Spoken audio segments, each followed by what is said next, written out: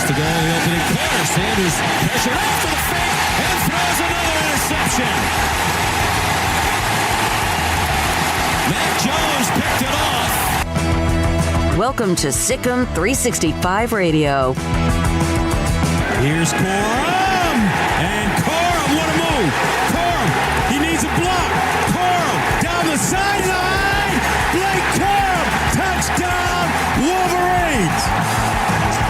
67 yards. Sikkim 365 Radio is presented by IdealMRI.com. High-quality MRIs for $497 or less. IdealMRI.com. Your health is important, so is your budget. Inside the 15.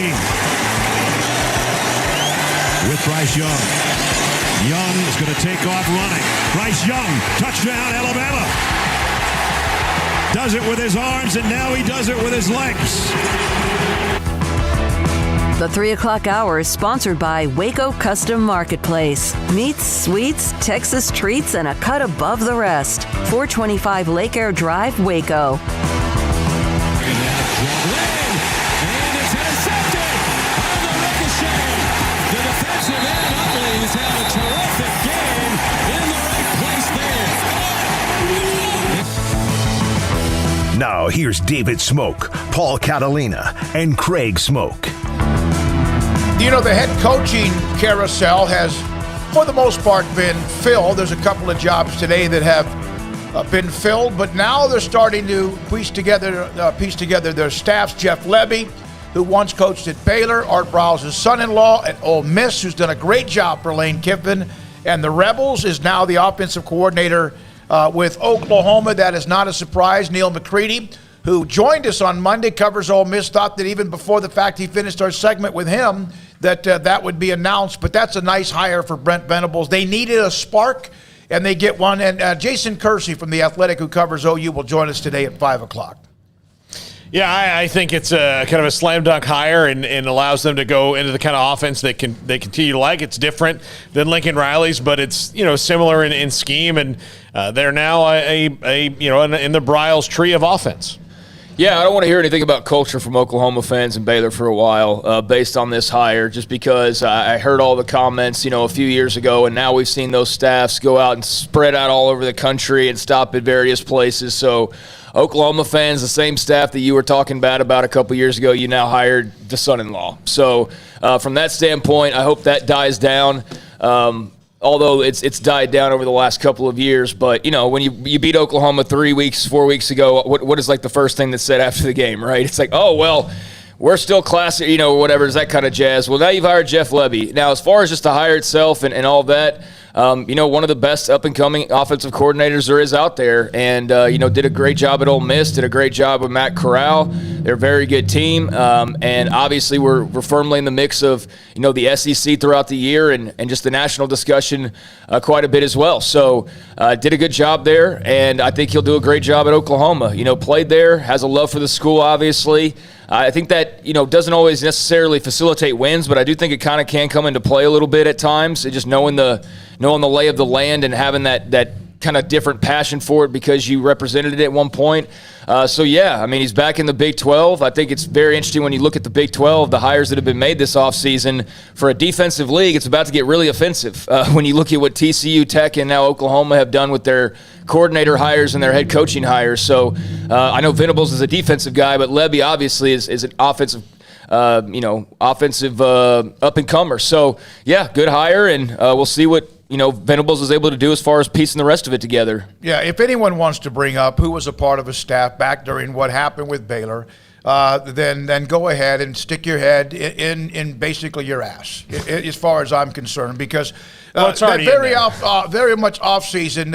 Casey Horney was hired by UT and Tom Herman, and others have been hired more than once, sometimes 2 and 3 times.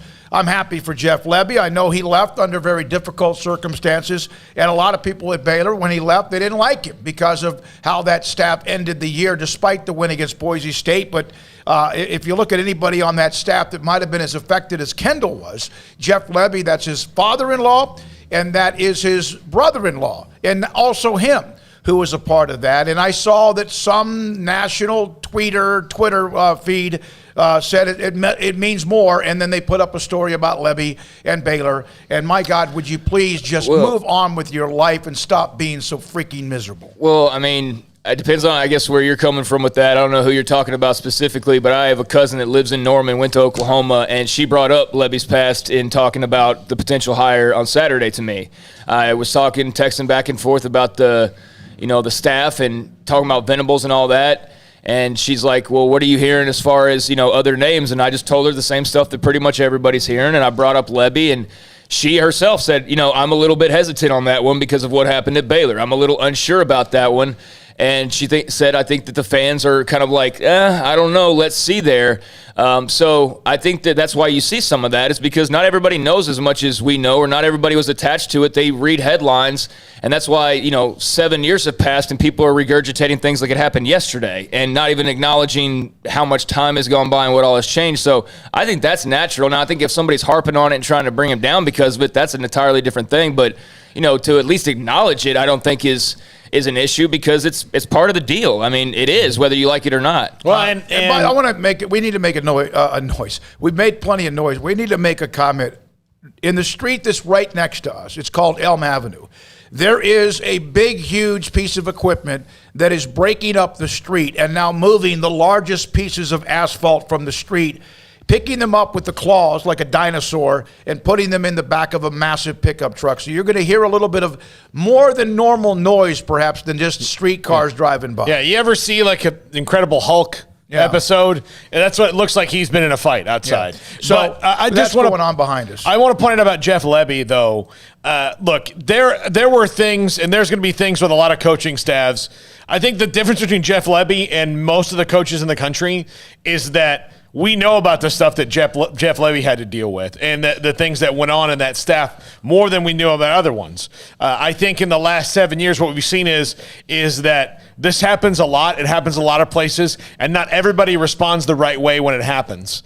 In fact, most of the time, that's the wrong way. So even if there was things that he did wrong, I just think it's not fair to just 7 years down the line completely bring stuff back up that was not really completely under his control or all that. I think that's one of those things that, okay, well, yeah, that wasn't great, but it happens all over the place. And the difference is, and look, your favorite staff, you can think they're the best people in the world, but you don't know all the different things that have gone on or they've had to deal with or all that, if they've handled things the wrong way. I hope that we as a society can let people learn from their mistakes or I'm just happy move for on. Jeff Lebby. And I'm happy for Jeff, yeah. Okay, so he's the offensive coordinator now for Brent Venables at Oklahoma. Oklahoma is also apparently bringing back their former strength and conditioning coach, Jerry Schmidt, who's been with Texas A&M. I saw some former players tweeting out nightmarish stories, but they love him as the former strength and conditioning coach at Oklahoma. Frank Wilson, wasn't he at UT San Antonio and Jeff Traylor took his spot? Mm-hmm. McNeese State, he's now joining LSU, resigned, and it stunned the community in a lot of ways in Lake Charles. Ross Dellinger having that. Wilson now will become a part of the LSU staff. Now, Tim DeRuyter, former A&M coach, right? He's now joining Texas Tech and Joey McGuire's staff to become their defensive coordinator. I spoke today personally with Randy Clements, former Baylor offensive line coach. He's been at Florida State, Ole Miss, etc.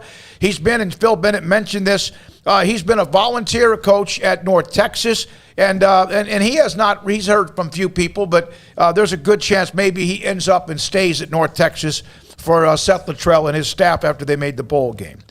Jerry Kill, New Mexico State, 5 years, $550,000 a year. He was at TCU. Jeff Tedford, Fresno State. So some of the non-bigger schools, still important, all of them filling up their roles as well. And that's been kind of a pretty busy day when it comes to coordinators, assistant coaches, and much more. Frank Wilson's a nice hire for Brian Kelly.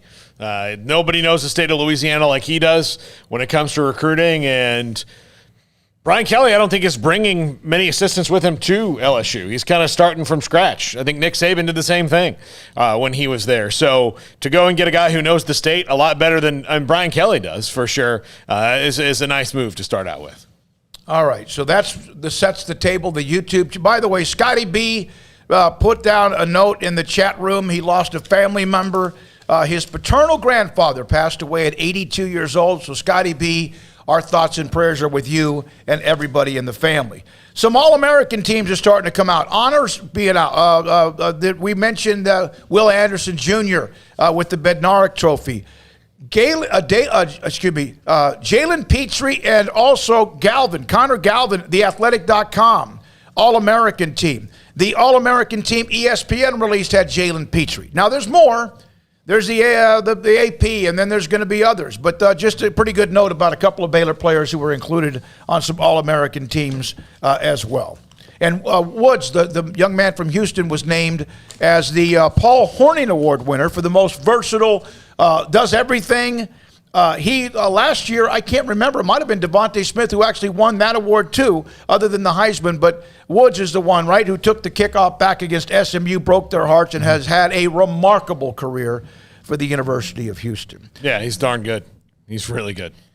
Yeah, 8 or 9 kick returns or whatever. Yeah, I think that was the one against SMU was the 8th one he's had, which I don't know how you get to 8. I think, in my mind, once you get to 3, coaches would just kick the ball straight into the ground. Wouldn't you think? Yeah, you would think, but then people still kick to Treston Ebner, and he took one back earlier. And you still kick off to those who seem that's why they run him back, because no matter what. But, yeah, he was spectacular for Houston, and not just as a return man, but also in many other ways with the all-purpose yards as well, outside of just being a return man as well. All right, so lines are open here early on at 254-339-1122. That's the text line. The YouTube chat room's underway as well, and your thoughts as well on some of these other coaches. So which job is still open? Oregon is the one, right? Who else is open in college football that I can think of right off the Is Virginia? Yeah, Virginia's open. Virginia's still open as well. Mm-hmm. So Oregon basically and Virginia right now on the clock, and then maybe somebody takes those jobs and it opens up yet another job as well. I mean, yeah, somebody's got to take those jobs, so yeah, it's going to have to in one way or another. I mean, somebody's got to fill them, so yeah, they're out there, and Virginia's looking at Tony Elliott of Clemson. Looks like that could be, the way that they go, and as far as Oregon goes, I don't know kind of where they are at this point. Last I saw, and I haven't looked much today because, quite frankly, it was getting a little annoying looking at all the Dave Aranda stuff that people kept slapping or throwing out there.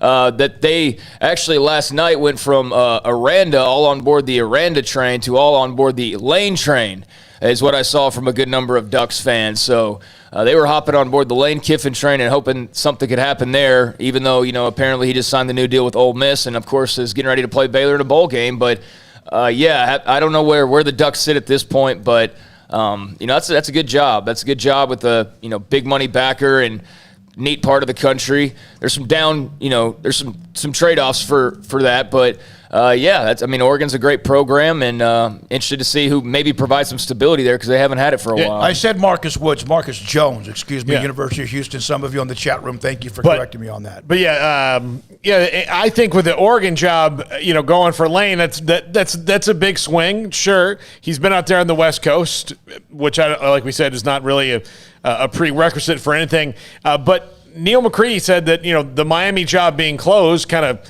makes everybody feel good about Lane Kiffin staying at Ole Miss, because that's the one job they were worried about him taking, because he loves living in that part of the country. So, and he felt like he could really do something at that school. And I don't know if I would you leave the SEC for the Pac-12? I mean, I guess, Lincoln Riley technically did.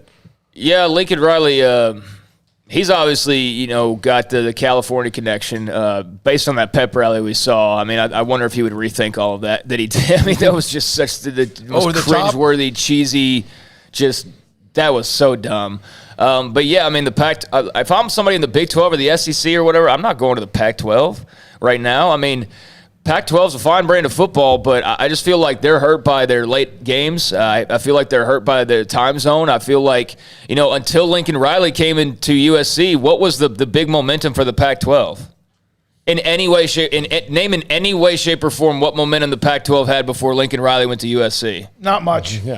Yeah. None. Like zero. I mean, Utah, like as far as just a team playing well and all of that, but outside of that, it's been a pretty bleh year for the Pac-12 overall and kind of a bleh stretch run as well. So, I guess it depends if you feel that call home to the West Coast like some guys might, or you're just like Riley who wants to, be on the West Coast. That's one thing. But if you're looking at the best job, no, I don't think it's necessarily out West at this point. I think you're probably better served to stay where you are or, stay in the Big 12 or somewhere like that. But again, it kind of depends on who you are and where you're from and also your current situation. If I'm Lane Kiffin, though, specifically, no, I'm not leaving for the Oregon job from Ole Miss right now. Why in the world would I do that? And look, this begs the question. I don't know this, which is why I'm asking.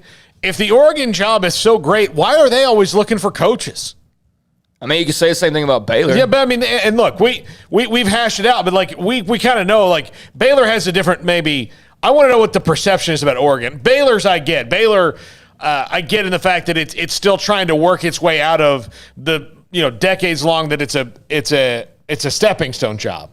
But Oregon, based on the way that they see themselves, shouldn't see themselves as a stepping stone job, right?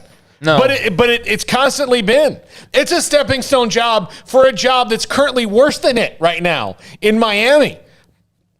It's actually the last two coaches they've lost to the state of Florida went to programs that are currently worse than Oregon. Yeah, no, it's for such a glitz and glamour, shiny little toy. They do have a lot of turnover. There's no doubt about it. Here's the thing: from Owen, what happened to the Pac-12? My dad always had USC, UCLA, big time jobs, and all of a sudden, as for me, I now could care less about Pac-12 football. I do think the late starts hurt that. I think the late starts hurt. It's kind of novel to say, the Pac-12 after dark, but then when you realize you're just watching Washington, Oregon State with no meaning behind it, like at 1 o'clock in the morning, it's fun then, but then like, is it memorable afterwards? Not really. Is it the game that you're talking about as the week starts? Pretty much never. Yeah, I mean, the late starts certainly have an impact. I think, maybe the fact that USC has been down does hurt. I don't always buy into the big brands have to be good for everything to be good mantra. I think that's what you always hear from the big brands and their fans is like, no, they have to be good for it to be good. It's like the smaller schools are like, no, not really. We're enjoying ourselves. But I do think that might have hurt the Pac-12, just that USC's been a complete non-factor, really. Oregon's been really good, but not over the top good, right? I mean, they're flirting with the playoff, but not necessarily going in there and doing a lot of damage. And then as far as, looking around at brands outside of that, I mean, there's not really a whole lot to cling on to. Utah, that's why, expanded playoff, they'd be one of the great stories generating a lot of talk for the Pac-12 right now. But because there's only 4 teams in the playoff, one of the hottest teams in the entire country who has been red hot since, changing quarterbacks, although he did take a loss as well, Cam Rising to BYU. But that was, 2 months ago at this point. They've been red hot ever since then. Go kick Oregon out of the building twice in a month. And we can't talk about them because they're not involved in the playoff, even though they're one of the hottest teams. So I don't think that helps. And I'm sure there's other factors, but with Oregon, commissioner, I think the transition from the commissioner. Yeah, I think their TV contract sucks. The commissioner was bad. That was one big part. I'm not so sure. Kliavkoff probably doesn't look at where he is and where he's been just over a short amount of time and is like, God Almighty, what did I do here? Yeah, because he's got to deal with some egos with those high level schools that he's dealing with, and he knew that going in. And Kliavkoff has to feel like you walk into a room and you got a clean house and you're like you've been working for 2 hours and you look and you've got like one little corner done.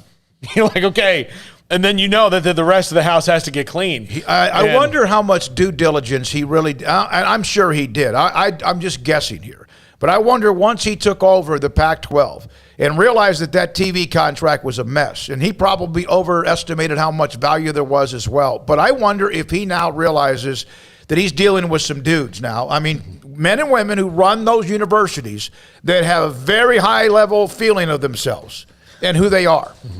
Well, it was funny to me to see, I saw, an Aranda to Oregon thread, right? And this was like 2 or 3 nights ago.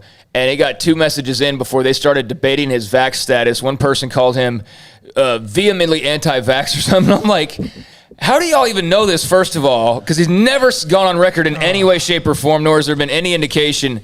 And, like, that's your second thing that you bring up. And I'm like, oh, yeah, he totally strikes me as the type that would want to walk right into that conversation rather than just talking football. Here's one of the things I love about Dave Aranda. I will never know where he stands on any issue that's not football. He did bring up one time, and I believe it might have been last year. It could have even, I don't know, maybe it was during the spring when somebody asked him about the percentage of players. And he brought up that he was recommending that he had had talks with some players. But that's the only time I've even heard him discuss that at all. But you could ask him. I mean, he would probably have he's such a brilliant guy. You could have a great conversation with the man about deficit spending, I'm sure, and learn a lot, but you'll never know how he really feels about it. Yeah. He would be the guy's like, well, here are the 3 issues that go into it, and you'd learn something about it, but you walk out going, so was he for that?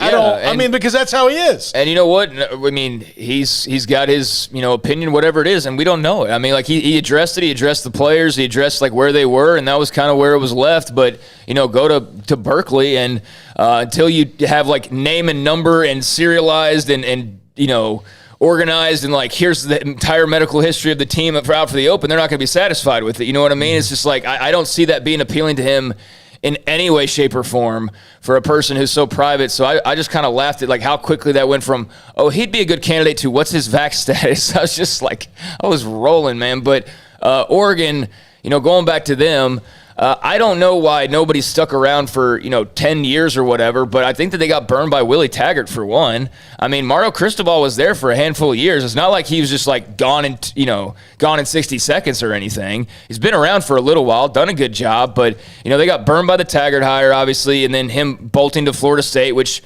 was just a disaster. That was just like the Willie Taggart collect money, do nothing tour, of where somehow or another 2 schools gave him millions of dollars to basically never even coach, like, practically. And, before that, obviously, had a lot of success with Chip Kelly and Helfrich and all that. So I think they've had a great run, but it's just hard to have a coach for 20 years. It's hard to have a coach for 10. Name a school that has. It's Alabama. It's... who else? Notre Dame's over now. Yeah, so. Notre Dame doesn't have Kelly. I mean, Dabo's stacking up years at Clemson, but...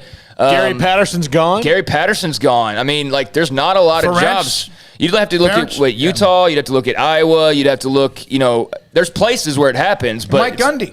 Yeah, Mike Gundy is another one. But, like, there's not a lot of them. So I don't think it's all that surprising. And I think Oregon's just big enough to be they're not a blue blood, in my opinion, but they're just big enough to be on the verge of that. Had they beaten Florida State in the playoff a few years ago, and had they stacked a couple of titles, maybe, that you'd start to push them into that category. Well, they did beat Florida State in the playoff. Ohio State, excuse me. They beat Florida State. I just wanted to bring that buck up for you. That was the Jameis Winston and the crazy throw over his head. They've knocked on the door, but they haven't quite gotten over that hump. So I still feel like they're probably viewed like some of those jobs that are really great, but they're not so great that you wouldn't turn down them to go somewhere else, like Willie Taggart did for Florida State, or, Cristobal to go to Miami. All right. There's a lot going on, even with most of the jobs, although it's Duke, Virginia, and it looks like Elliott from Clemson could be a part of that conversation. It makes sense. Oregon, Colorado State, Norvell took that job. Here's a note about the Pac-12. This is from a Brigham Young fan. As a Brigham Young fan, I'm so grateful we were snubbed by the Pac-12. The future of the Big 12 is so much brighter. Also, friendly reminder that Brigham Young is truly the Pac-12 champion because we shut them out with our wins and losses 5-0. This year. Love you guys. Thanks, Spencer. I added that last line. 5-0. We've got a call on. By the way, for the Duke job, have you heard who one of the latest candidates is? No. Jason Garrett. Really? Yeah. Okay. Boy, you know what? That would fit him. Yeah. That would absolutely fit him. I mean, I look at it from terms of getting fired up, and I don't do that when I get the name Jason Garrett thrown out at me. I get calmer, if anything. But, yeah, I mean, I could see that actually being a thing. Yeah, Jason Garrett and Duke. But that's interesting. I just also saw this before we go to the call. Vince Tyra, Louisville AD, he has been let out of his non-compete clause. So the board has eliminated his 3-day notice to terminate employment, setting the way for him to make his move on down to Tallahassee and become the new AD at Florida State. Welcome aboard, Vince. I'll be watching you. All right, let's take a call. We'll have Tony Pike, former Cincinnati quarterback, who I was able to talk to a little bit yesterday. We'll have him live today. And former Baylor football coach, the interim, in Jim Grobe, who took over the team during all of that crazy of 2016. Just checking in with him as we do on occasion, his thoughts about Baylor and Wake Forest in the kind of year, of course, that they had with Dave Clawson as well. To the Bet US caller line we go, and Anthony in Miami. Anthony, thanks for your call. Hi, guys. I have a question for you guys.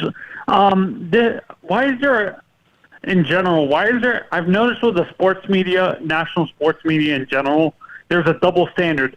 They criticize the institution for the way they treat a coach when they hire a coach while they still have a coach in place, but they don't criticize. I'm going to use the Manny Diaz example. He did it to Temple, but now that it's been done to him, they're being sympathetic to him. He shouldn't get any sympathy. He did it to Temple. Why is it that the media is flip-flopping on that thing? They didn't criticize Manny for leaving Temple for Miami. I understand it's a better job, but they're criticizing Miami for doing it to Manny when he did it to Temple. Good point. Does that make sense to you? We did bring that up yesterday, and somebody brought that up, made that reference to us. You're right. I thought he was criticized when he left Temple. I just don't think anybody cares about Temple. I mean, let's be honest about it. I don't think anybody cares that Temple lost their football coach. That's the biggest difference. I mean, it's, we have respect for Temple because we learned a lot about them through Matt Rule, and the fact that like him and half his staff came to Waco to clean things up with a football program that needed a head coach and needed some stability.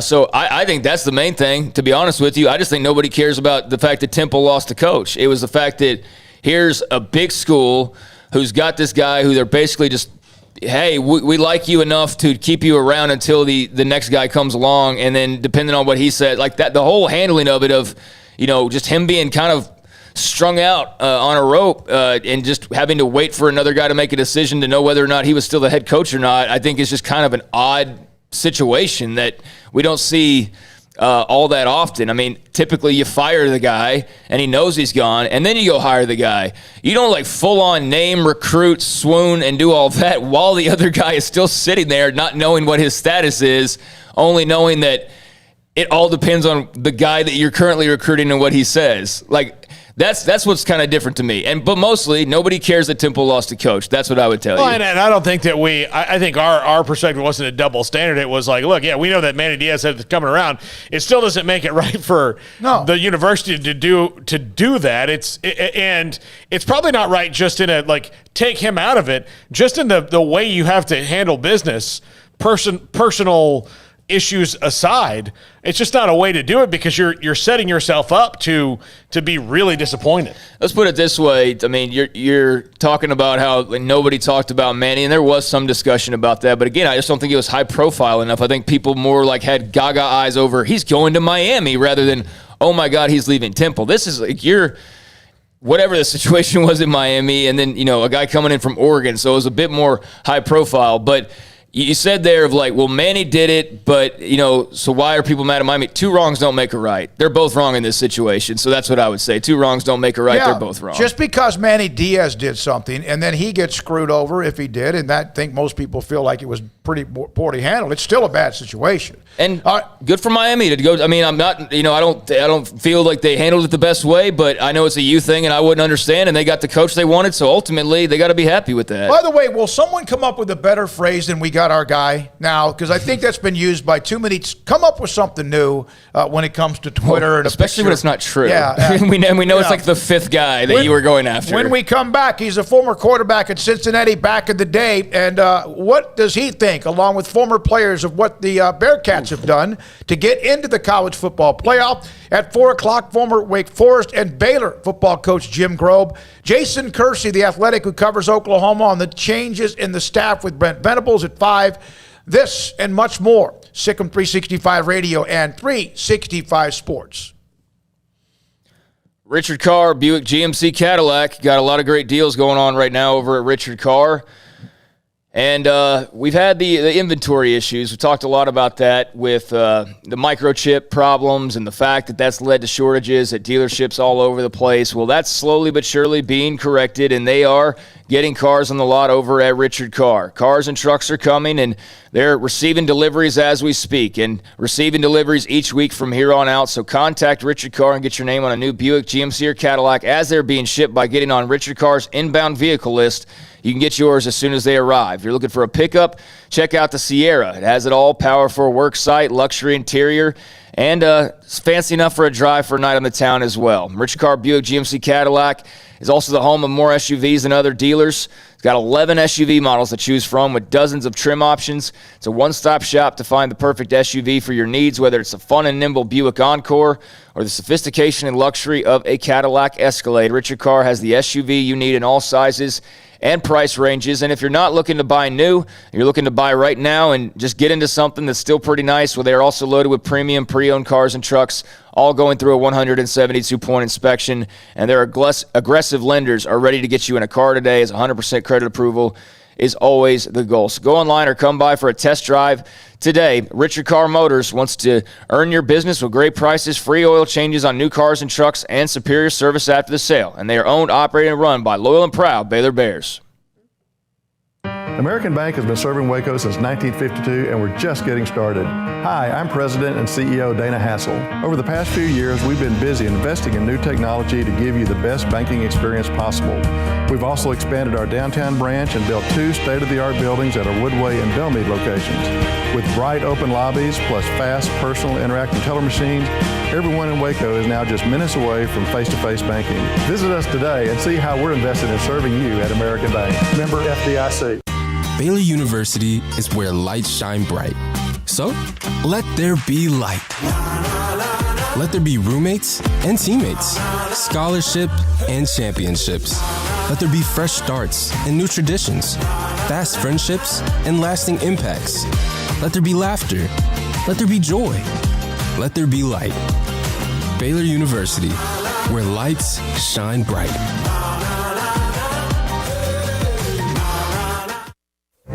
Boots add protection. Good boots help you climb better and move forward faster. And when your son or daughter steps into the boots of a U.S. Army officer, they also learn how to lead. In these boots, they'll gain more confidence with expert training in one of more than 150 occupational specialties. In these boots, they'll stand a little taller and lead a team with diverse backgrounds and areas of expertise to successfully accomplish whatever challenge comes next. In these boots, they'll earn respect with valuable experience from day one that will give them solid footing for success into the future. Highly qualified candidates who earn a spot on our team can receive comprehensive health care coverage, college tuition assistance, and a bonus of up to $40,000. See all the things your son or daughter can achieve in our boots at GoArmy.com. U.S. Army Waco Recruiting Company, 254-598-8131 or 254-776-1543.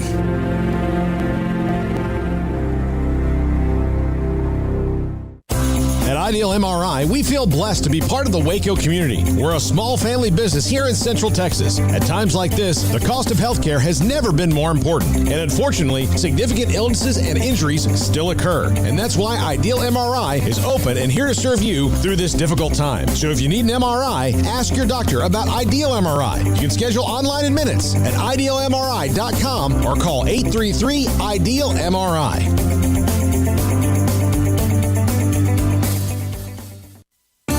There are 26 letters in the alphabet, over 600,000 words in the dictionary, and just 3 of them said together can change everything.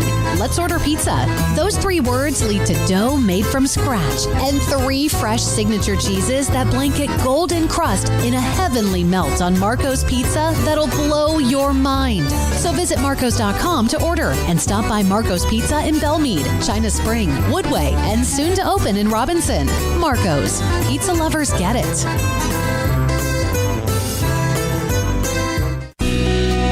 Camille Johnson Realtors guide you seamlessly through the process of buying your dream home or selling your current one. Commercial, farm and ranch, or residential, Camille Johnson Realtors can smoothly and successfully lead you through any transaction. With a team of 28 experienced agents who are excited about serving you, Camille Johnson Realtors services the entire greater Waco area. If you're in the market to buy or sell, contact Camille Johnson Realtors, 104 Midway Center in Woodway, or find them online at www.camillejohnson.com. Camille Johnson Realtors, elegant, charming, warm. Welcome home.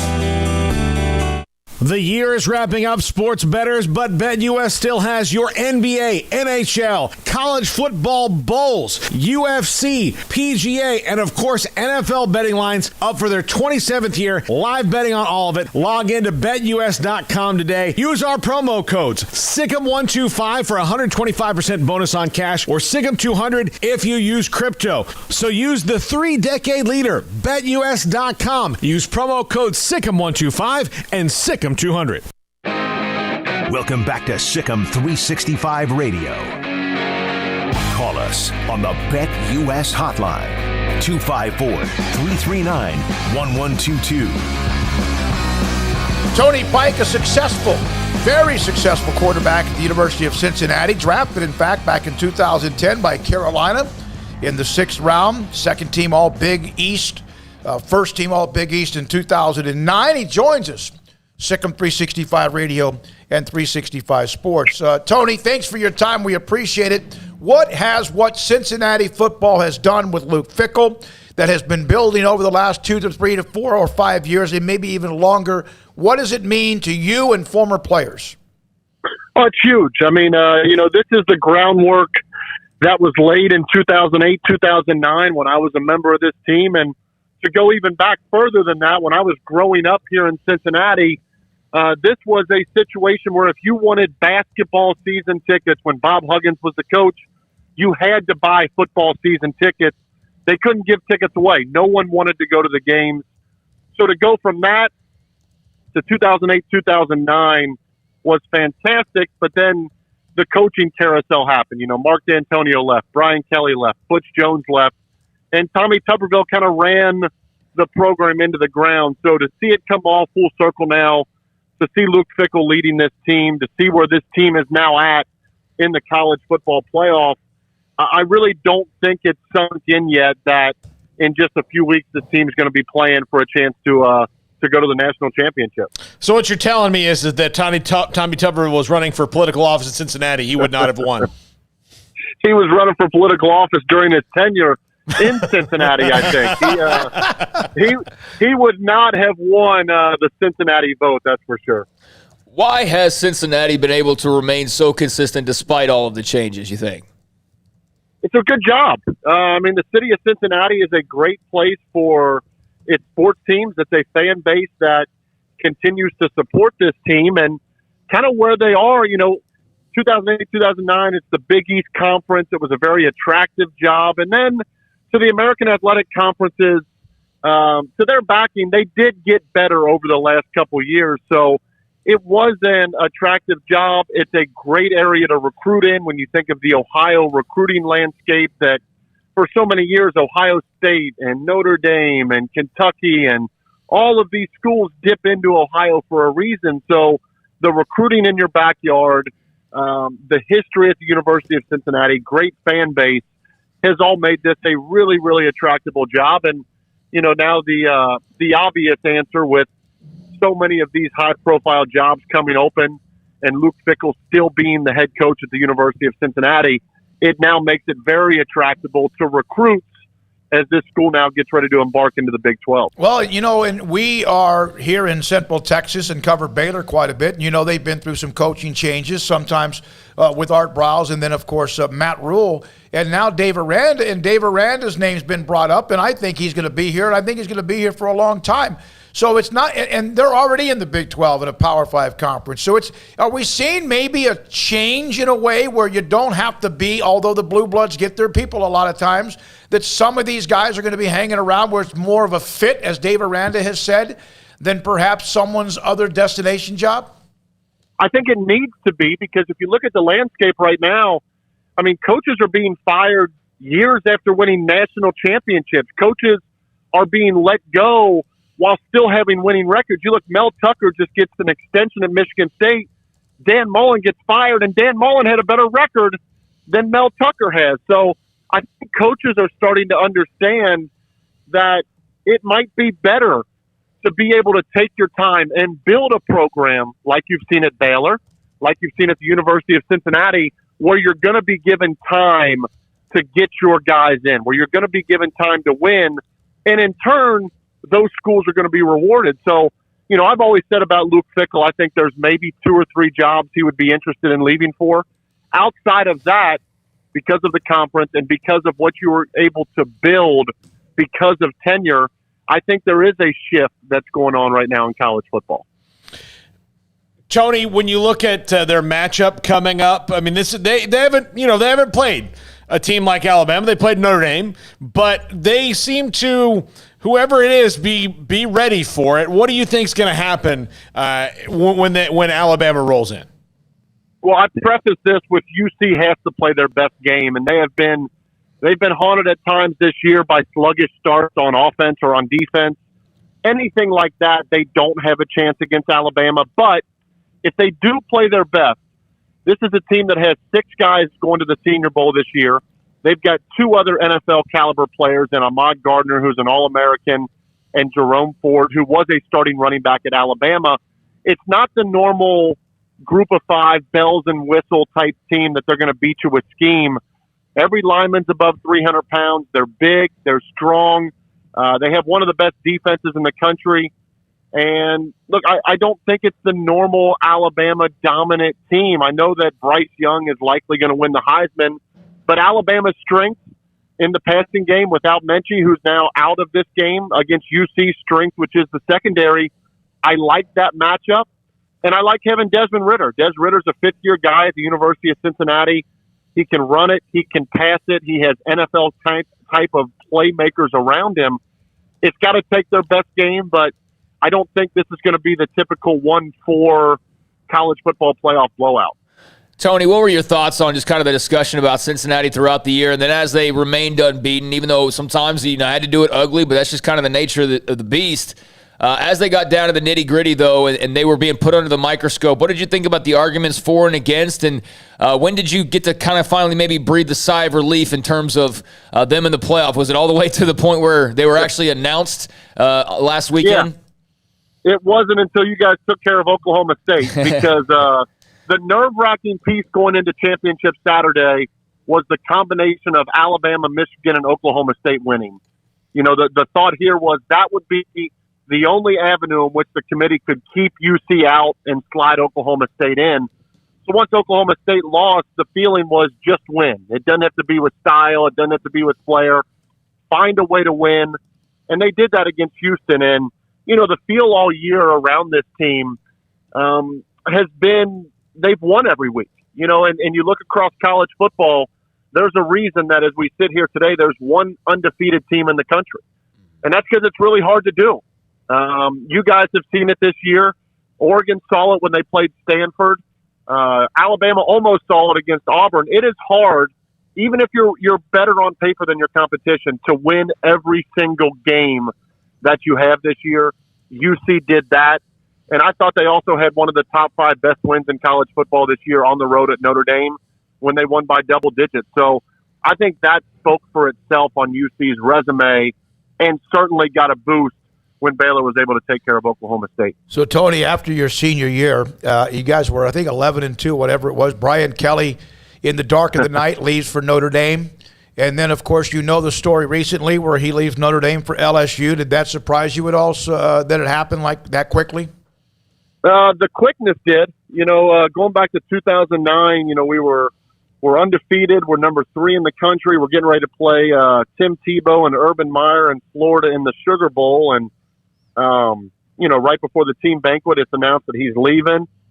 And it was about a 2-minute conversation after the banquet, and that was it. And that was the last we heard of him. And going through that process of the bowl game was certainly challenging because coaches don't know where they're going to be, and players didn't know what they were going to be doing. So, you know, when I saw what happened at Notre Dame, I didn't think it was as bad as what happened at UC because he spent 12 years at Notre Dame. He accomplished almost everything you can. He's the all-time winningest coach there.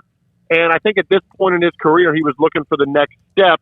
It's always just surprising to me at which the timing it occurs. You know, at the time, Notre Dame is very much still allowed to play in the college football playoff, and the next thing you know, Brian Kelly's gone. That was more surprising to me than him actually leaving Notre Dame. It was the timing. Tony Pike, former Cincinnati quarterback, with us on Sick on 365 Radio and 365 Sports. Yeah, Tony, I just curious your thoughts on the Big 12. I mean, we talked about, that you guys are in there now, but I mean, your thoughts when you heard the news, the rumors. I mean, it's not the first time that, Cincinnati's heard, hey, how about joining this conference and all of that, but to hear the rumors, to see the traction, to see it then get announced and get done and become official, what are your thoughts on the Bearcats and the Big 12?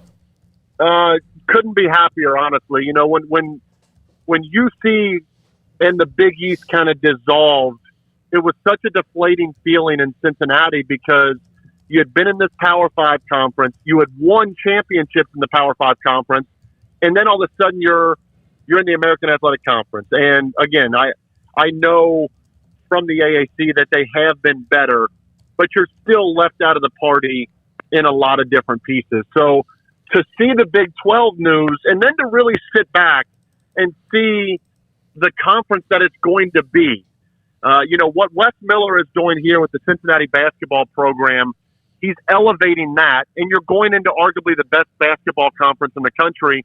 And at the same time, if you look how football ended up this year with Oklahoma State, you get the built-in rivalry with West Virginia. Certainly Iowa State, what they've been able to do. Baylor, as you guys know, coming off a great football season, coming off a national championship. It is a true Power 5 conference. And with UC right now, the way Luke Fickell's recruiting, the way Wes Miller has this program going, the thought process is not just now go and be happy to get into the Big 12, but go and be able to compete in the Big 12 and from day one make this conference better because of what Cincinnati's going to bring and what these other teams coming into the Big 12 are going to bring as well.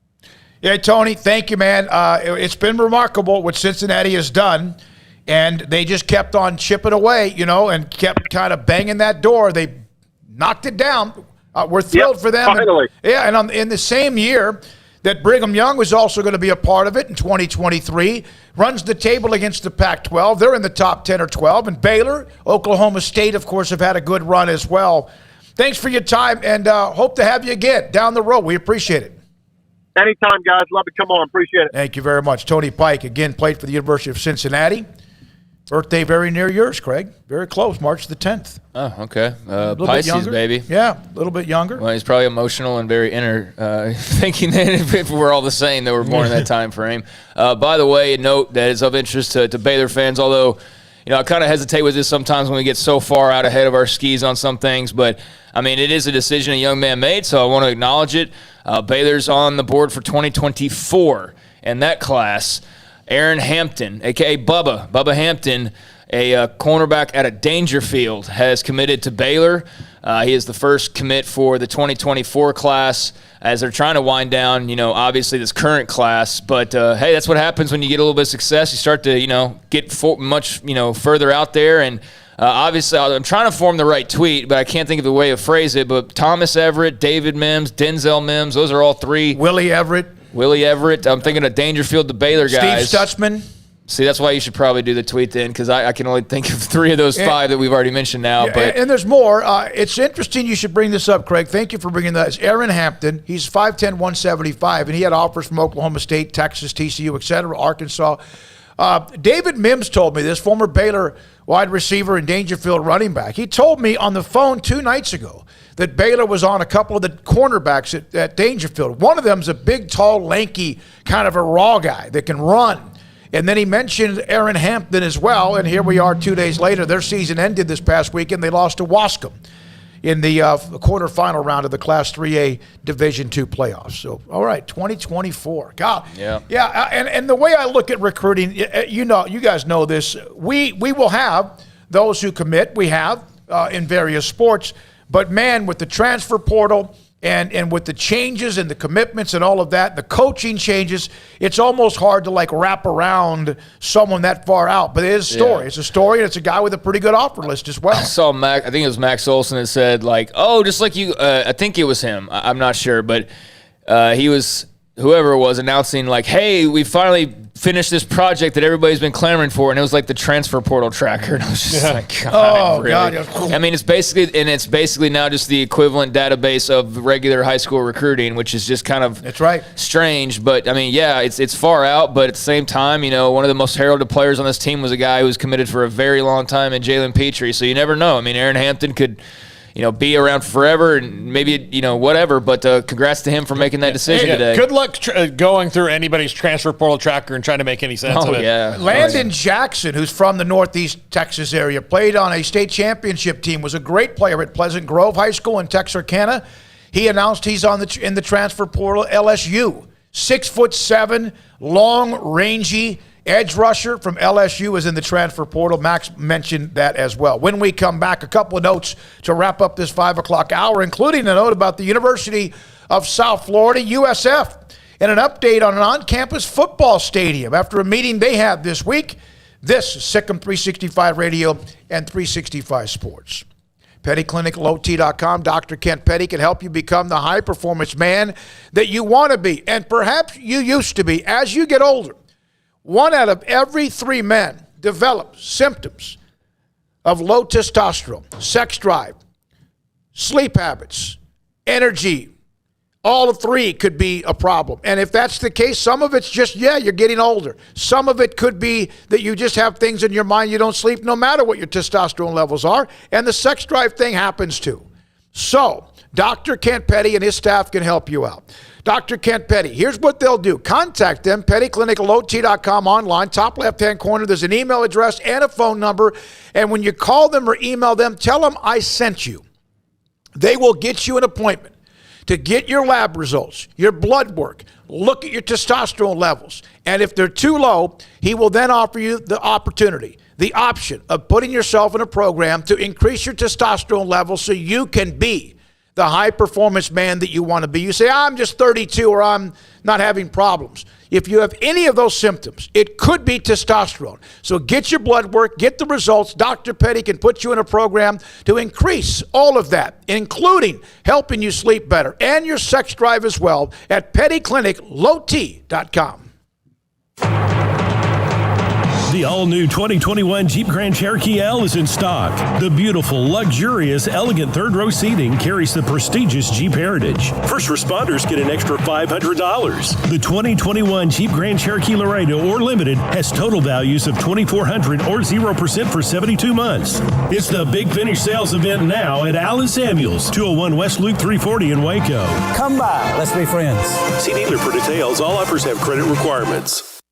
From the first workout to the last practice, sports is an incredible and rewarding challenge. Hi, this is Dan Ingham with the First National Bank of Central Texas, and we're proud to support each athlete, every parent, and our educators. From families, small businesses, to the biggest industry, we're here to help. With remarkable products like our free First mobile app, we've got banking ideas that fuel big dreams. That's the First National Bank of Central Texas. Familiar faces making local decisions. Member FDIC, Equal Housing Lender. You want to know why Stonewood Dental is so successful? Listen to what happy customers have to say. It's pleasant. It's different than any other dentist office. I really feel like they care. And it's not that you're here for 2 hours waiting on someone to take care of you. It's quick and easy, and I bring my kids, and my kids love being here too. They really love the treasure box. Staff is really nice and accommodating, real friendly. You feel more like home. It's not sterile looking. Everybody has their own personalized rooms with decorations and decor, and they'll even have a blanket for you when it's cold. I've recommended people to actually come here, and they are patients now. I really love it here. It feels like family. Learn more, stonewood-dental.com.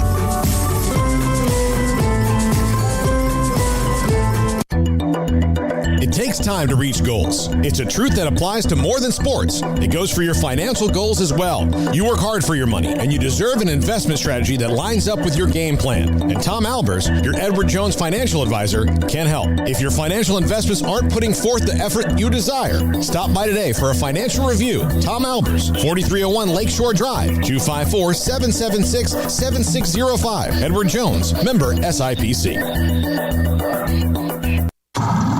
It's plain and simple. Waco Custom Marketplace is the one-stop shop for what you need for tailgating, from charcoal, cold beer, and wine.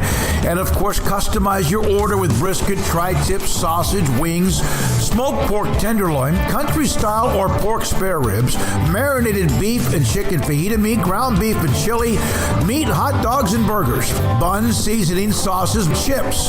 There's fresh baked bread and kolaches every day, breakfast sausage links. And you can also customize your favorite cut of steaks from Select, Choice, or Prime, bacon wrap fillets, ribeyes, New York strip, sirloin, T-bone, and porterhouse. Full service butcher shop includes pork, poultry, beef, chicken, and seafood, serving Waco restaurants and families since 1940. Your one-stop shop for beef, pork, poultry, and seafood needs. Waco Custom Marketplace, 425 Lake Air Drive, or WacoCustomMarketplace.com. With so many companies and policies out there, it gets so confusing shopping for insurance, and I never know if I'm getting the policy that's right for me. Luckily, I met the team at the Niche Group Insurance Agency. With the Niche Group, you can go to one company and get access to coverage options from many insurance carriers, and you get to speak to a real person about your specific coverage needs. With the Niche Group, I know I'm getting the right coverage at the right price. If you need insurance, talk to the experts at the Niche Group at 1-800-258-8302. Welcome back to Sikkim 365 Radio. Have you subscribed to our YouTube channel? Search 365 Sports on YouTube. All right, we know about what the Big 12 will be in the summer of 2023, and of course Baylor and the other remaining teams, Oklahoma State, Tech, TCU, Kansas State, Iowa State, and West Virginia, and then of course the new, including Cincinnati and Houston and Brigham Young and I'm missing one. Golly, I just went blank. In UCF. And then of course there's the possibility of a Chapter 2, and it's going to happen. And one of those teams that has been a part of that conversation that is on that list, that if there is and when that happens, is USF. One of the concerns has been their stadium. Leadership from South USF provided the Board of Trustees with an update on plans to build an on-campus football stadium and announced the vision. The president and the chairman, Will Weatherford, announced the vision for moving ahead with a transformational project back in September. They are going further ahead with this. The committee is evaluating 5 possible locations around the campus to build that on-campus stadium for the Bulls. That'd be great. I looked at the 5 lists, and I like bullet number 1, which is Bruce B. Downs and Fowler, which is right there where everyone can see it. Armstrong, I sent you a picture of that stadium if you have it in your email. And then the other one was where they have their athletics district, which I think would fit nicely. So they're playing right now at Raymond James, which, you know, it's never going to fill up for a USF game, so you're not going to get much of a home field advantage. And it's an NFL stadium. I don't enjoy college games at NFL stadiums. No. It's just not the same. No, it's not. I mean, although I really enjoyed the game last weekend at AT&T Stadium, but I mean, like for a championship setting, that's one thing. But no, I'm not big on it for just like random home games and stuff. For USF versus Temple, there's an image. Okay, that's way better than what they're doing right now. That's clearly better than what they've got. They said they would like to have it at least consideration by 2026, which would be closing very close. But the start of the 27 season may be a more realistic timeline. Does that remind you of anything? Yeah. Oregon, kind of. Yeah. Also, it's not. I mean, they've got some similar features without the water. Without the water. McLean Stadium. I'll look to that as well. Yeah, it's not quite Autzen, but like just the color and the trees and all that made me think of Oregon a little bit. But no, that's super nice. That looks really nice, and I would like to visit that if that's a real thing here in the next few years. But good for USF. That's good progress, and hopefully they keep on, knocking the projects, checking them off the list and moving towards, building this thing and getting it done and all that. That looks great. All right. When we come back, he was an interim coach in 2016. Jim Grope took over a very difficult situation, and I still think, and I know people are against building various statues or whatever, but I'd love to have something that features him. He's been brought back 2 or 3 times by Baylor since he left to retirement. He was going to join us yesterday. He decided to play golf. I would too. But he's not playing golf right now, and former Baylor head football coach Jim Grope joins us next on Sikkim 365 Radio. Waco Custom Marketplace. Right now, let me see if I have this picture. They have steaks on sale. The butcher shop, which cuts steaks all the time. That's where I get mine. Waco Custom Marketplace is where I get my steaks cut. And the ones I get, 2 different kinds. Big, thick fillets with bacon wrapped around them, and or the big bone-in ribeyes, custom made, and they know when I just say, I want them alpha dog thick. T-bone steaks for $7.25 a pound this week at Waco Custom Marketplace. Porterhouse steaks, $7.99 a pound. And top sirloin for $5.50 a pound. Bone-in pork butt and boneless pork butt on sale from $1.40 to $1.65 a pound. And they continue the bacon ends and pieces, $2.99 a pound. And jalapeno cheddar links for $2.99 a pound. Waco Custom Marketplace could also be where you get gift cards for perhaps stocking stuffers or for gifts for clients, etc., sponsors. And Waco Custom Marketplace is also where you can get any kind of a deli tray or some sort of a tray for any kind of gatherings in your office or even at home. Waco Custom Marketplace, your hometown grocery store, 425 Lake Air Drive in Waco. When it comes to me and my money, I know the way it should be. I need a partner I can count on. That's Genco and me. Genco has extended their offer till the end of the year. Refinance your vehicle today at Genco with rates as low as 1.69% for 48 months. And have 90 days of no payments. Refinancing can lower your payment, so you pay less for your car. Apply online and get an additional 0.1% off our already low rate. You can't pass on rates this low and make no payments for 90 days. For more information, go to GencoFCU.org. Annual percentage rate subject to change without notice, subject to credit approval, membership eligibility, and loan policies. NCUA, Equal Housing Lender. They're people I trust. They treat me like family. My money, my future, my credit union. Genco. Texas Farm Bureau Insurance has protected fellow Texans with auto, home, health, and life insurance since 1952. With more than 260,000 square miles of land and 27 million people, that's a lot to cover.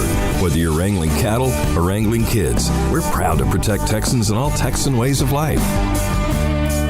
Stop by and see our agents at one of our 3 McLennan County locations. Coverage and discounts are subject to qualifications and policy terms and may vary by situation. Hey there, it's Jay from Pickup Outfitters with a holiday public service announcement for all the wives and significant others out there looking for Christmas gift ideas for their man. They say the way to a man's heart is through his stomach. At Pickup Outfitters, we say the way to a man's heart is through his truck. And there's no better Christmas gift for the man in your life than something for his truck. Would your man rather have a new bathrobe or bumper or a cool light bar, socks or a lift kit, a new wallet or new running boards? The answer seems pretty clear, doesn't it? Pickup Outfitters is your Christmas gift headquarters.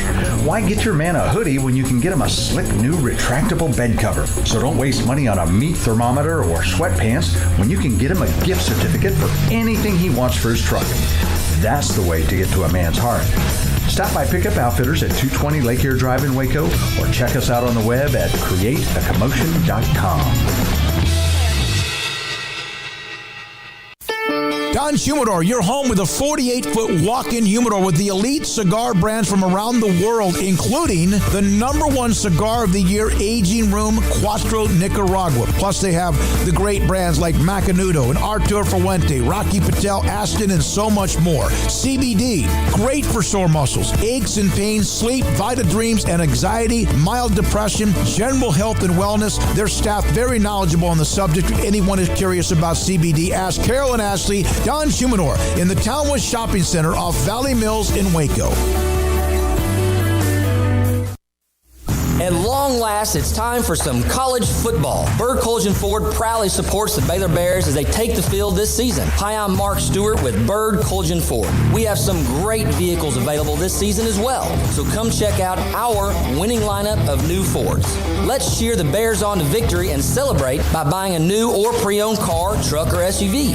Visit us anytime at bkford.com. Buying made simple at BK Ford. Sic 'em Bears.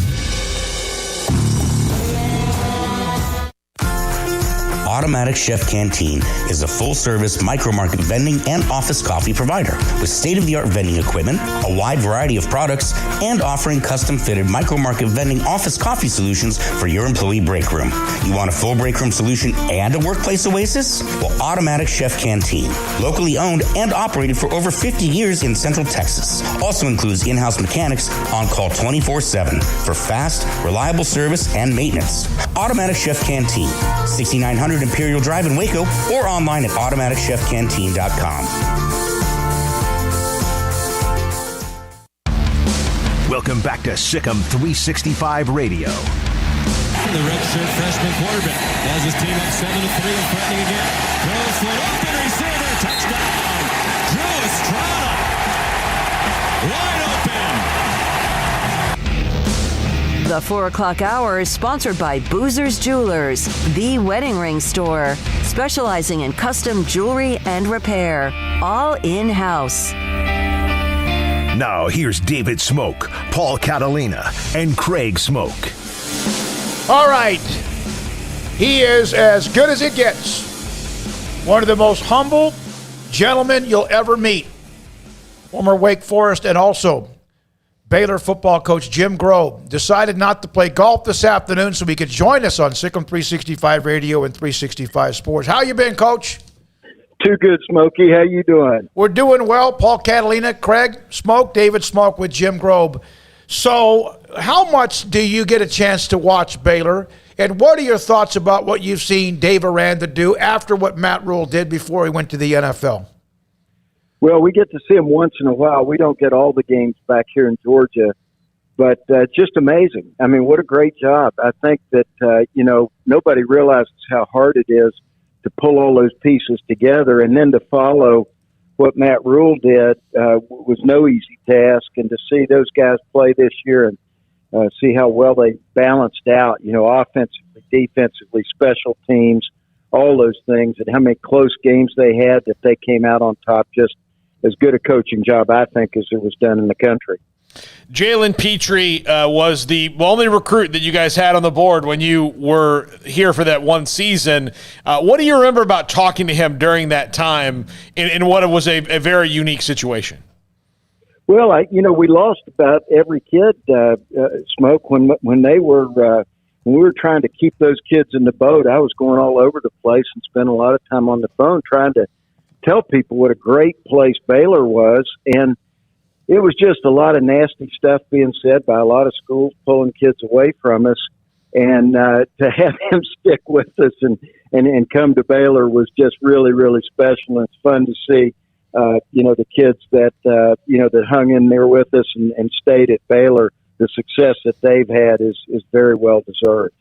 I was looking over the 2016 roster, Coach, and I think on this current team, the only player that still remains from 2016 is Raleigh Tejada, cornerback, and he's obviously continued to be heavily involved. Now, he was a young player when you were around him, just a freshman, but do you have any memories of interactions with Raleigh or maybe just kind of noticing something from him early on?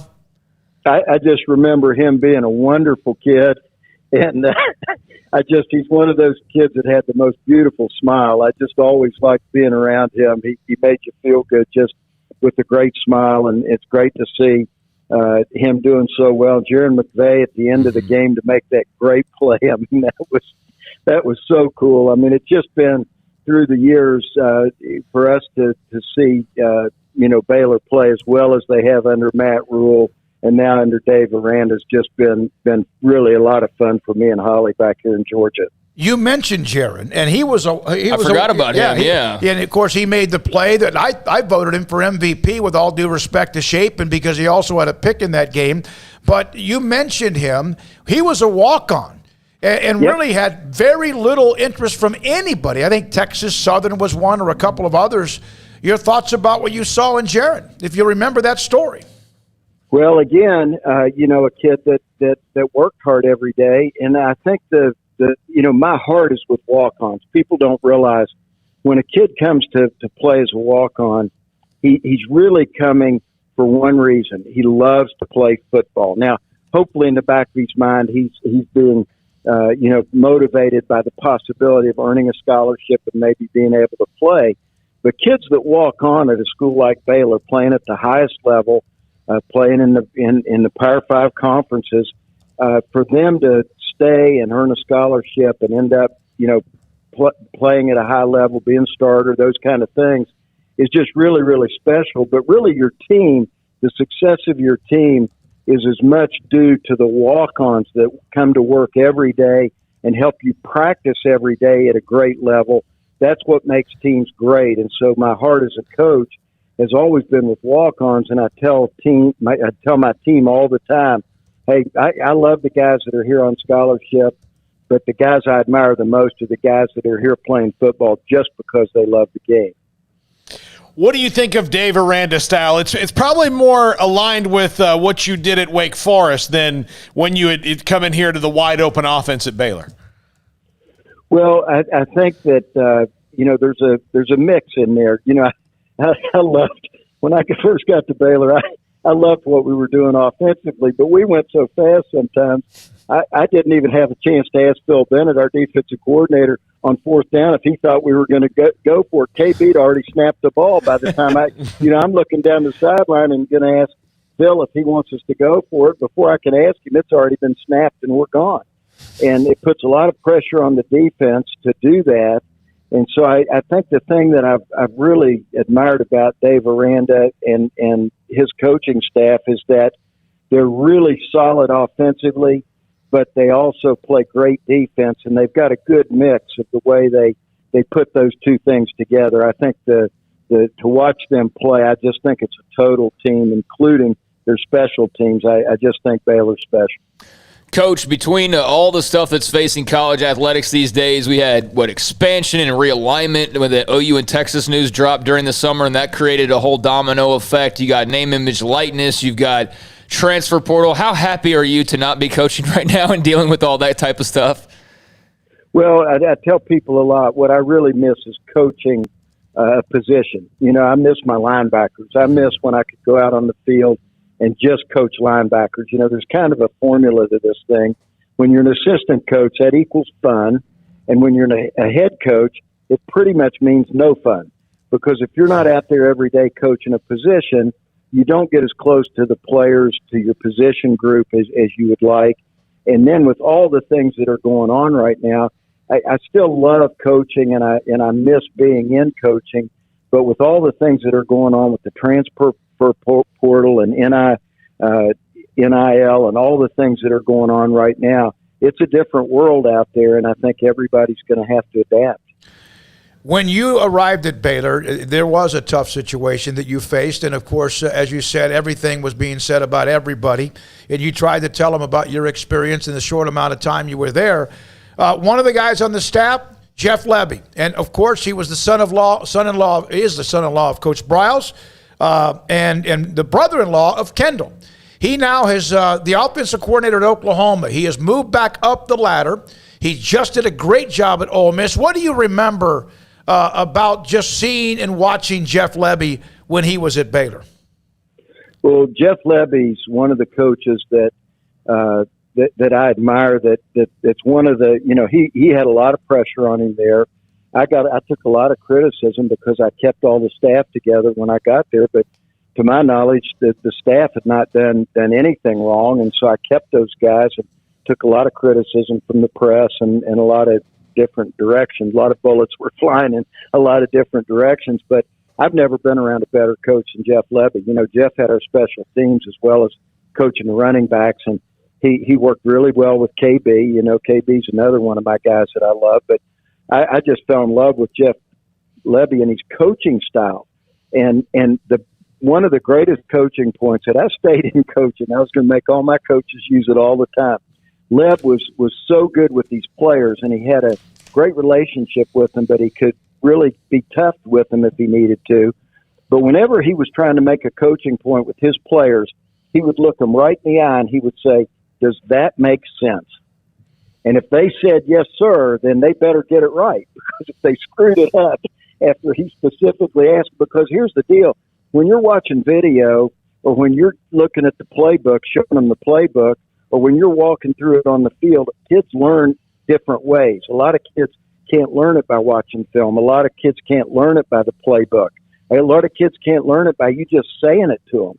So you got to find a way for the kids to figure out what the coaching point is. And I thought Leb's point to him was, "Does that make sense?" was perfect. And he's one of my favorite coaches. I love being around him. And I thought,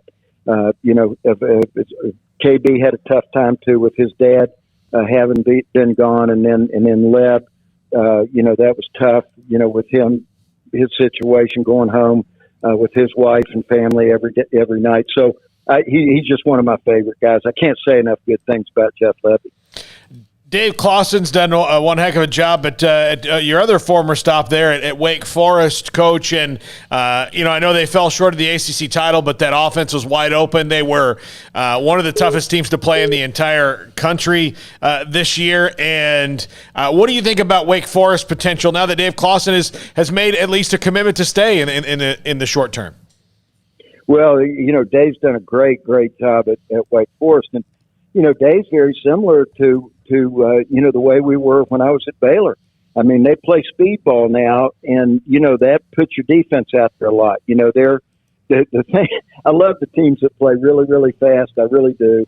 And I had a lot of fun watching KB and Jeff and those guys run the offense. But the problem is you might score in 3 plays, or you may throw 3 incomplete passes and be off in 3 plays. And so a lot of times the defense is just hitting the seat of their pants on the bench, and you're saying, "Defense, get ready." And so in watching Wake Forest, it just makes me remember so much how much fun it was to watch the offense at Baylor, but the defense has really got to be ready at the drop of a hat to go right back. And it's not always, a lot of teams are 3 plays and out, but a lot of times at Baylor it was 3 plays and score, and that's the way Wake Forest was this year, and it's been fun to watch. I mean, they're just really electric offensively and play really, really fast.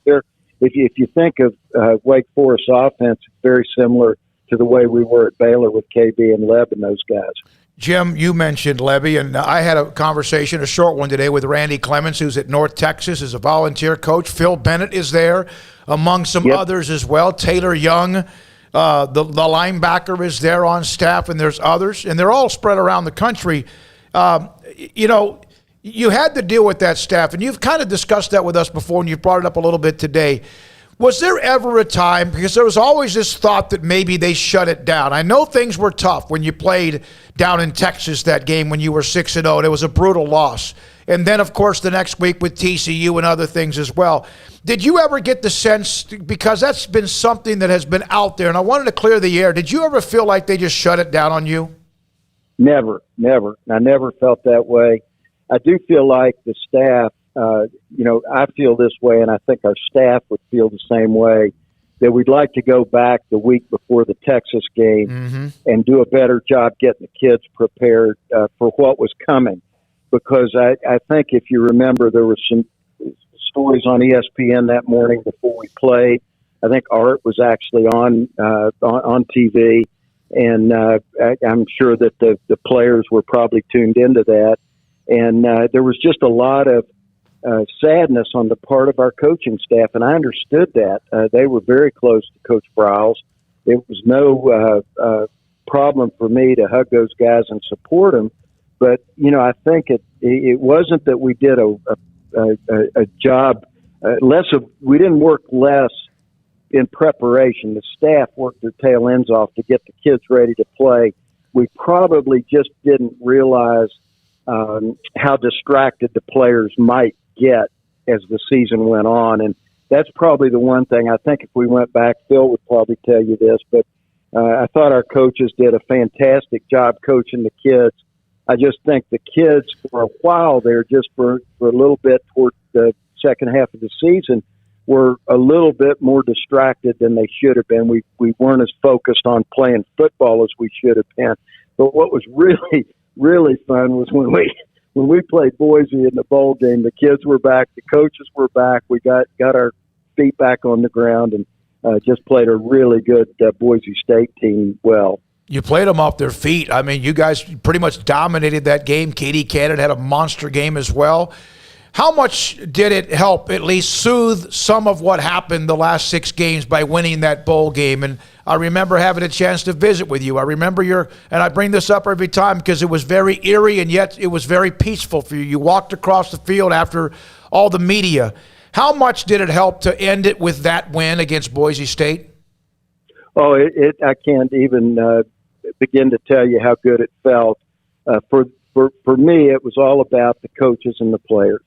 I knew what they had gone through for a whole season, and I wanted so much to help them. That's one of the things that still tugs at my heart. I wish somehow I could have done a better job, kind of keeping everything together throughout the whole season. We kind of had it the first half of the season, and then the wheels got wobbly there for a while, and then we kind of got it back together toward the end of the season. And that win against Boise State, I think people thought Boise State was going to pin our ears back. And to get that win was just, for me, special to see the players' smiles again, to see the coaches. That preparation leading up to the bowl game, watching the coaches, really back to focusing just on coaching the kids. We had great practices and watching the kids play in that game like their hair was on fire. I mean, our guys flew around and got after Boise State. And then at the end of the game, to see, it was just a relief to see the kids that were finally out there having fun. I think our coaches really in that game had a really good time coaching again. It kind of justified why we were there for the players, and that was a great feeling. Jim Grove, former Baylor football coach, with us on Sikkim 365 Radio and 365 Sports. Coach, I was curious. There's so much debate still going on about the college football playoff. There were more meetings today, and it seems a lot of the conferences still aren't on the same page. As a longtime coach, as somebody who's kind of been able to sit back and sort of watch the landscape the last few years, what do you think of the 4-team playoff? And if you were asked for your input on how a college football champion should be crowned, what would be your thoughts? Well, I like the 4-team playoff. I think there's some justification for expanding the playoffs, but I think it's kind of a national approach. I think you have to involve all the conferences, the presidents, the athletic directors. I think it's something that everybody has to be on the same page with. But I think the underlying determinant here should be the players. I think that, I know that some of the FCS schools, when they have an expanded playoff, feel like that when you get to the end of the year, if you have too many teams involved in the playoff, it's the healthiest team that ends up winning a national title. And so if you play too many games, you've got to say, what's this going to do, with the players? Are we going to have the best team, or are we just going to have the healthiest team at the end of the year? But I think there's some justification for expanding the playoff. But I like 4. If we wanted to expand it, I wouldn't be against that. But I think it's really everybody has to be involved in making that decision, not just one person. Have you ever thought, if there ever was one, and they've always just not done this, of being a commissioner of college football? I hadn't really thought about it. My guy is Grant Taft. And, when Coach Taft asked me if I'd come and help the Baylor, that was our biggest blessing was getting to spend time with Coach Taft and his wife, Donnell. Donnell and Holly now are really close. And we were always, friends with Coach Taft and Donnell. But, I was on a lot of coaches' committees, ethics committee, and a lot of other committees. But we really fell in love with them when we were at Baylor. Coach Taft would call me about every night about 10 o'clock. The phone would ring, and I knew it was Coach Taft. He'd call it and say, are you still here? Are you okay? Are you going to be okay? He was always checking in on me every night. And Holly just got to know Donnell so well. So they were friends, and now we love those two to death. But somebody like Coach Taft, who led the American Football Coaches Association for so many years, was a guy who truly had college football in his best interest. I mean, really, an unselfish approach to college football, and especially to the student athlete. When we start talking about playoffs and expansion and everything that we do in college athletics, it really needs to be focused on the player. And a lot of times we forget the student athlete part of this thing. And so I think everything we look at, and if there was somebody like Grant Taft that could kind of oversee everything, and I don't know that there's anybody ever like him again out there, but if there was, that I would at least be, prone to say, if we've got somebody that really can put the best interest of college football in front of him, then that might be something worthwhile. There's one more thing I have. I had Kevin Gall, who works at Baylor Athletics, give me this note. Mack Rhodes hired Tom Herman at Houston, who took them at that time to a New Year's Six Bowl. He was there in August after you had been hired. He hired Matt Rule that took Baylor to a New Year's Six Bowl, and now he's hired Dave Aranda, who's taken Baylor to a New Year's Six Bowl and the Sugar Bowl as well. What did you get to know about him when he first arrived, and what was that relationship like? And he has given this school a lot of pride, a standard that was set with him being here since August of 2016. Well, let me start out and let you know for sure I love Mack Rhodes. I mean, I absolutely love that guy.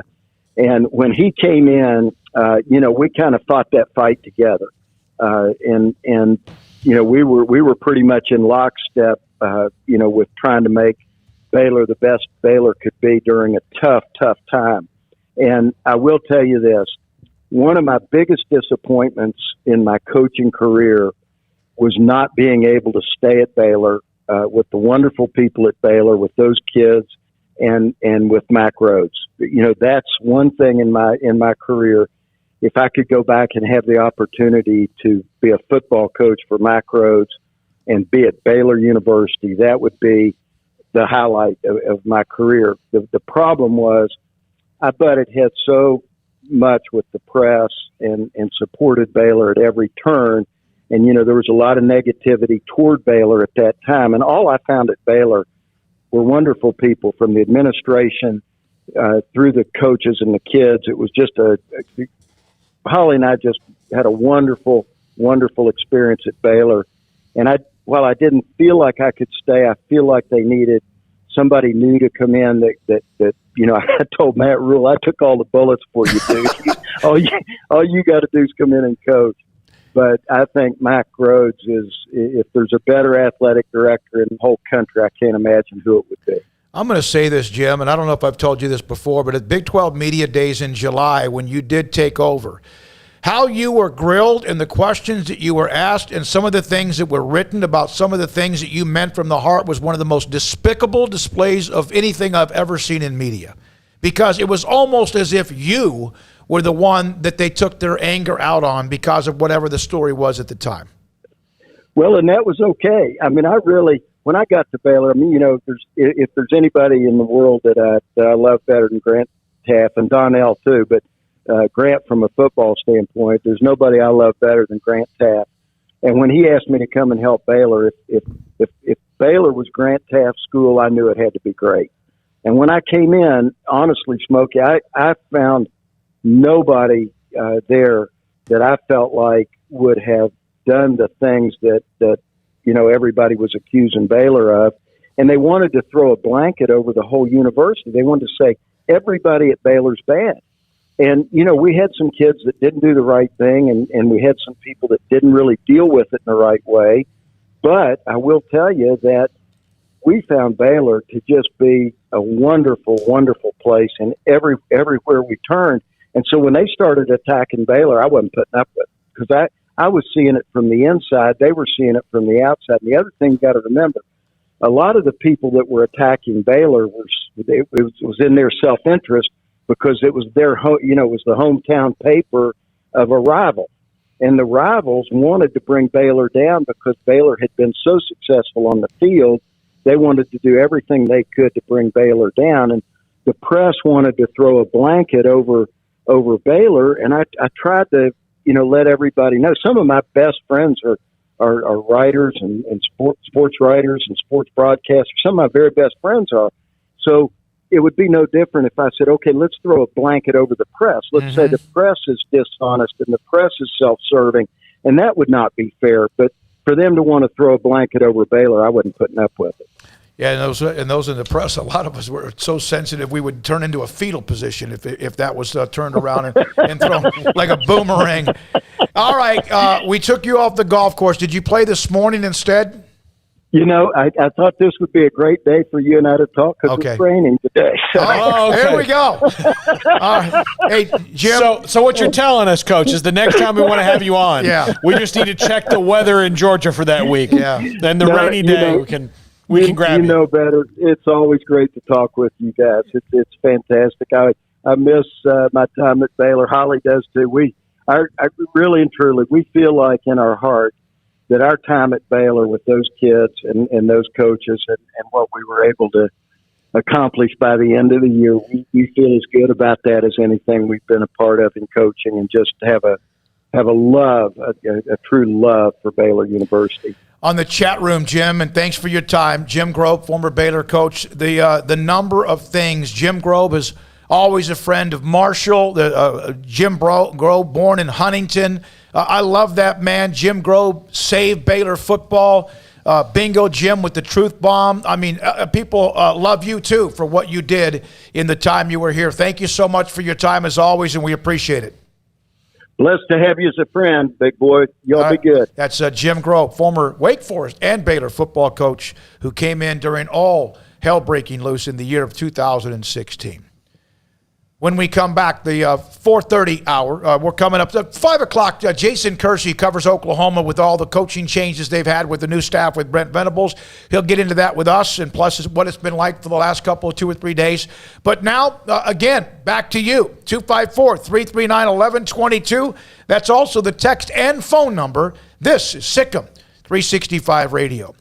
Discover Woodway, 7 hotels in Woodway, Texas, right here on the southern part of Waco, Texas. So if you're coming in for the visit during the holidays, if you want to go by and see the Magnolia, the Silos, Balcones, if you want to drop by and see us as well at 101 Elm and MLK in our studios here, the beautiful studios of Sikkim 365 Radio, that's great. If you want to come into Waco and visit, they have 7 hotels. So if you call hotels around Waco and you can't find one, you don't like the rate, they have 7 of them, and discover Woodway.com. You can go online and find which one. And I'm telling you, it might be a 10-minute drive from Woodway down to downtown Waco, but has been renovated in so many amazing ways. Any kind of a sporting event, yes. A playoff game, and McLean Stadium's hosting a playoff game this weekend. And they also are hosting playoff games at Midway High School's Panther Stadium as well. If you want to spend the night, they have 7 hotels in Woodway. And they continue to do, if you go by the pavilion, it's open, I think it's 8 to 5 in Woodway. Go by and pick up a card. And you can sign it or have somebody write something on it, your grandchild or your son or daughter. Send it in, and they'll have Santa Claus return it to them just in time for Christmas, because he does everything for the children. It's Discover Woodway, the hotels and more, and their concert series gets back to going in January as well at discoverwoodway.com.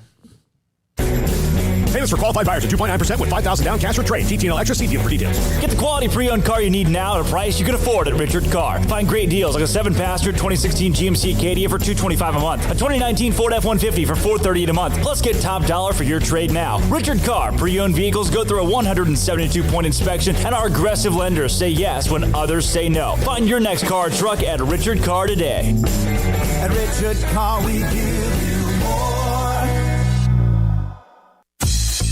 Baylor Scott & White, Southwest Sports Medicine and Orthopedics. The team physicians for Baylor Athletics, diagnosing and treating all sports-related injuries, including concussions. These specialists also provide orthopedic services for athletes and non-athletes alike, whether it's knee or shoulder pain, hand or wrist injury, orthopedic spine care, and even an arthritis and total joint clinic. Trust the doctors Baylor Athletics trusts. Baylor Scott & White, Southwest Sports Medicine and Orthopedics wants to get you back in the game.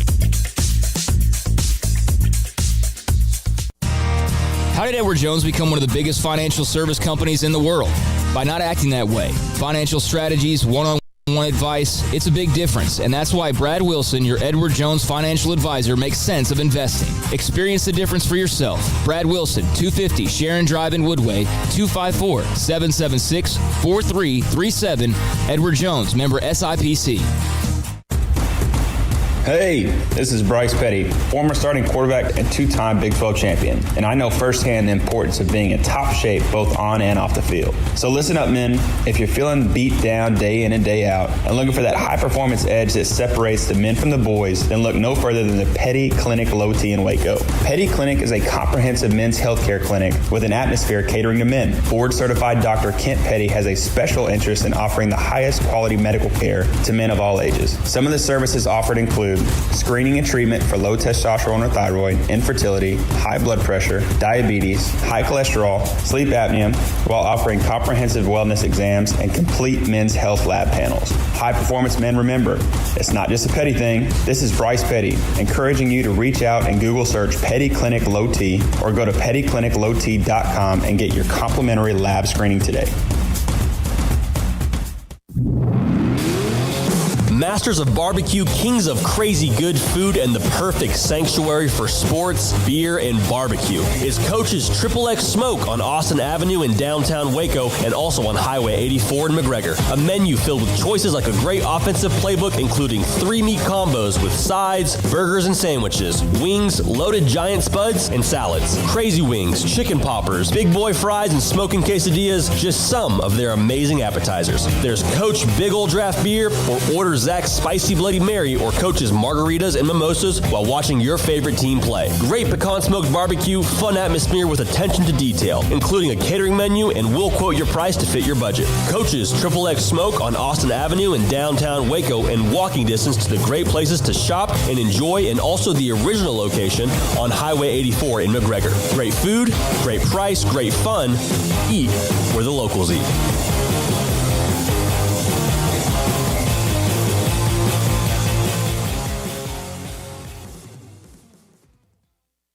Brad Boozer, Boozer's Jeweler, joins us on Sikkim 365 Radio. I've seen people walk in there. First of all, you have so much to show. Whether necklaces, bracelets, rings. You have the watches. You have numerous great watches as well. You really have pretty much everything, don't you, when it comes to jewelry? That's correct. Kind of a one-stop shop and all. And the fact that we have the 2 jewelers on staff, the repairs we can do, the fixing of your jewelry, and the remaking of any jewelry has really set us apart from anybody else. You want to know why they're successful? Brad Boozer, the owner of Boozer's Jewelers on the corner of Valley Mills and Lake Air in Waco.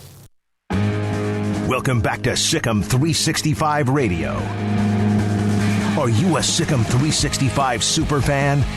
Then try out our premium subscriptions at Sikkim365.com. All right, a couple of texts from the 469. Hey, it just got on.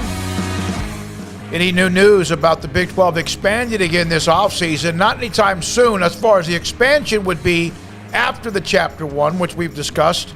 The Chapter 2, the teams are still the same. And now you just wait. When will Oklahoma and Texas leave? You can't do Chapter 2 if they're still in the conference, because in 2023 you're going to have 14 teams and you can't have 18.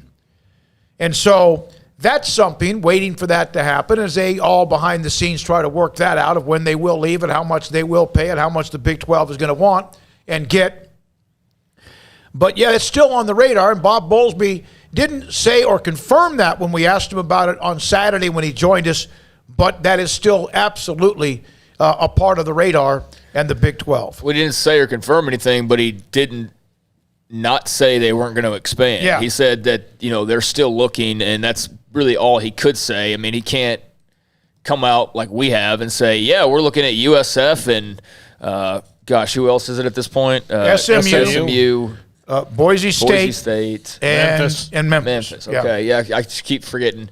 But, yeah, those 4, I mean, he couldn't come out and say on our show on Saturday morning, like, yeah, we're targeting these teams and we just got to wait for Texas and Oklahoma to get out of here. But he could have very easily just stamped it all out and said, like, no, we're set. We're not going to do anything. But that is not at all what he said. He left the door very much open, and you can read into it how you want to. But thought it was pretty clear that, there's plenty of movement still potentially happening behind the scenes, but there's some things that have to happen in front of the scenes, like Texas and Oklahoma moving to go ahead and move that ball a little further down the road. But he didn't confirm it, he didn't deny it, he left that door wide open, and that leads me to believe that they're still looking and just waiting on some other things to fall. From Raymond, I'm telling you guys, Dave Aranda is a very oriented person. He's like Nick Saban, but quiet. Nick just got tired of holding his silence. That's why you see him being a demanding, oriented coach on the other side of the line throwing a fit. I'm really interested to see Aranda next year or even throughout this spring and even, just in Sugar Bowl preparations. If you haven't watched one of his press conferences, and I know if you've never watched him, you just pop in the first time that you may be like, what in the heck? But he's come a long way in dealing with the media, like a really long way. I go back to his introductory press conference and hardly being able to even hear him, despite the fact I was standing next to a speaker. I could still barely hear him and what he was saying.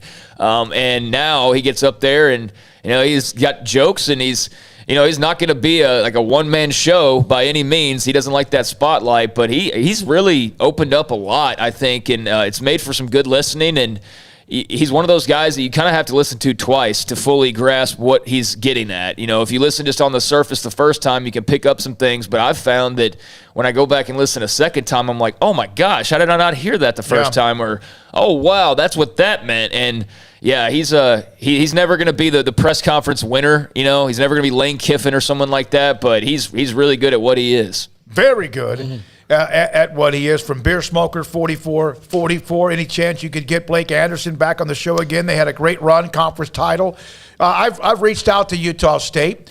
I don't know if we'll be able to get him on again, and we have time here between now and the bowl games firing up. And we'll try to get some coaches. Sonny Dykes, in fact, will join us from TCU. And I got to stop when I say that. That's going to be tomorrow at 5 o'clock on this show. I was just thinking about the number thing, the Sonny Dykes, the phone number thing. Yeah. But he's going to be fun to talk to because TCU. I mean, that's uncharted territory, right? No Gary Patterson. I mean, my gosh, it's a whole new look, and we got that little glimpse into it with Jerry Keel on the sidelines. But I mean, that was still Patterson's team, has all his fingerprints all over it. I mean, this is somebody brand stinking new coming in and doing it their way, and so. I'm fascinated already by the Big 12 offseason. I mean, I can already see, with Tech filling out their staff, they've got a lot of good recruiters. They've got a lot of momentum just because of, the promise of change and just Joey McGuire's energy. TCU, obviously feels like they've got, a guy who can get it done in Dykes and bringing on some of the guys that he's brought onto the staff already. Those two programs, they have a big opportunity to really kind of upset the apple cart with so much uncertainty moving forward. But a lot of work's got to be done. But, the good news for them is with the transfer portal these days, I mean, you can revamp a roster in 2 months, and I'm sure they will both be very active in that regard. But I'm really curious to just kind of see how this conference turns over next season with some of these new faces and what they're able to do early on. All right, Paul. I think Sonny Dykes at TCU. I mean, look, they're going to lose a dynamic offensive weapon in Zach Evans, but you can probably get one back, and it's probably not worth the headache for what that is. Let's face it, he did not do anything this year. He got talked about more than he actually touched the football. Yeah. But so they're losing talent, but not necessarily production, and. But you got to have you can get your team to where you kind of want to be and get your guys faster maybe with the transfer portal. And so if you're smart about it, if you're not just kind of taking everything that comes, I think that's where some people get in trouble with the transfer portal. Like, hey, we need 2 offensive linemen and a tight end and 3 defensive backs, and you just go and get them. And just because they are, it doesn't mean they fit what you want. So. Yeah, I mean, I'm not trying to, I'll just use Baylor as an example because it's an easy one to use, but, some teams go in there and they get 10 guys and think that they're just going to be able to, address every single bad position with a new player out of the portal. And I think the way that you could really do it well is to grab some guys, but not a ton of guys. And, I again, look at Baylor as an example. They got 4 guys out of the transfer portal this year. 2 of them were offensive linemen, and Grant Miller coming over from Vanderbilt, and also Jacob Gall coming over from Buffalo. Safe to say the offensive line is way better than it's been in like 5 years, and that was Eric Mateos and Jeff Grimes' influence as well. But, I mean, those two guys came in and are starters and have played every single game and have been great. Drew Estrada at wide receiver, he hasn't been, their star, but he's a top 3 guy on the team, and he's made some big catches when he's needed to. I mean, he had a couple big catches in the game last week, including a touchdown. And then you had Siaki Ika, who, jeez, I mean, my gosh, could very well be the Big 12 Defensive Player of the Year. And in that Oklahoma State game, he's taken on 3 blockers at a time and eating them up. And he's been massive for them and was the missing piece on that D-line. So they only got 4 guys, but all 4 of those guys were big-time hits and all had a direct impact on this year. Yeah, and you could even say the transfer portal, including Jeff Grimes, Chancey Stuckey, Eric Mateos. By the way, with Oklahoma State, Jaron McVay was the man. But on that play, if you go back and look at the replay, Siaki Ika took up what he's supposed to do. He took up the center and also what was Oklahoma State's left guard. If you let that collapse, game over. Oklahoma State scores, and it doesn't even need to probably bounce it outside. And others did a great job as well as stringing that out. Now, on the text line, on the chat room from Chris, it would be nice if the ACC and the Big 12 agreed to play some out-of-conference games on a yearly basis. Well, that's kind of now out because the alliance the ACC has with the Big 10 and Pac-12. So I don't know if there's any extra games there. Bob Bowlesby just had a quote on the alliance, as a matter of fact. How about that? What did he say? I think they've got some work to do to demonstrate the alliance is a force to be reckoned with, was his quote. And I don't know what came before and after that, but that's what Ross Dellinger just put out. Bob Bowlesby, I think they've got some work to do to demonstrate the alliance is a force to be reckoned with. So take that as you will. But, yeah, I think with the Big 12 expanding, and then you've already got what the Big 10, Pac-12, or the whole alliance thing, just kind of hard to find where they'd fit games in because, you're going to be filling up most of your schedule with conference games, and now you're adding more teams. So, yeah, I would love to see that. I mean, I'd love to see Baylor, Virginia Tech, or, Texas, Clemson. Well, I guess not Texas. Texas Tech versus, Clemson or something like that. But, yeah, I think it's hard with the schedules the way they are to find where you're going to put all these games because you got to have the 1 or 2 let's keep this school afloat game where you pay them $100K to come get whooped and get your automatic win. And then another game where it's pretty much the same, but maybe a little bit more high on the difficulty scale. So, yeah, I'd love to see that. It's worked, these agreements have worked well in basketball. I think that's really, the Big 12 SEC Challenge has been a lot of fun. So that'd be cool. But, yeah, right now I just don't know where you'd fit the games in. Yeah, I really hope that eventually they say, okay, here's the deal. If you have 14 to 16 teams in your conference, you're playing 9 games or 8 games or whatever it is. I don't really care what the number is. If it was 2, I wouldn't care if we just knew that was the rule. I know 2's not the one, but 8 or 9 games. Let's have it uniform across the way. That way, if you did go to a computer, then all the data points would be the same. You have your 8 conference games, and you weight that accordingly, and then you have 4 non-conference games, and that's how the schedule goes, as opposed to some schools are going to play 9, some schools might play 10 now, because it'll just be easier to schedule those non-conference games. Or you can do what Wake Forest and North Carolina do, right, Armstrong, where the rivalry is there. You'd rather just do it. So some of your non-con games are conference games that you're not going to see every year because of the rotation. But just figure it out and make it uniform across the board because I think that'll make it easier for everybody. Rod, I like their location. He's talking about asking me about Colorado State. Would they ever be up for anything Chapter 2? Not unless I don't think so. Not unless Chapter 2 blows up and somebody doesn't turn in their paperwork, which maybe that's happened already. Or no, I think that unless they want to move again, add teams in the Mountain Time, which they have. Boise State's going to join Brigham Young in the future. Probably not with Colorado State as well. From the 360, that's you talking about Oklahoma and Clemson. Not sure what that's all about. Brent Venables Bowl? Oh, okay. I guess. I don't know. I mean, that's the only Oklahoma. Oh, he's talking about maybe an alliance game as long as Oklahoma remains in the Big 12 as well. Yeah, but Oklahoma won't be around to do it. So, I mean, they'd have to match that up somehow as a non-con since they'll be in the SEC. So, yeah, that's – but I like those kind of crossover ideas. That was one of the things that was appealing to me when the alliance was announced, although having 3 conferences kind of muddies the waters a bit. But, being able to take on some name teams from other conferences that otherwise you might not run into, and kind of have a rotating schedule. I think it's a cool idea. Obviously, it's not easy to execute, and they're still working out all the details on how that may work, ultimately. But would love to see it. Just, not room for it, it appears. All right. I did see this. Louisiana Tech with Sonny Cumbie, their head coach, is going to hire SFA defensive coordinator Scott Power under Colby Carthel's staff. Now, that's not a name that's like one of the others, but he's done a hell of a job at Stephen F. Austin with that turnaround they've had in the last year as well. So that's another note in college football coaching circles. Saw Gary say there, Siaki Ika proof Utah high school football produces transcendent Polynesian college football players. Yeah, no doubt. I mean, what a blessing he's been too. You know who was there in Utah this week?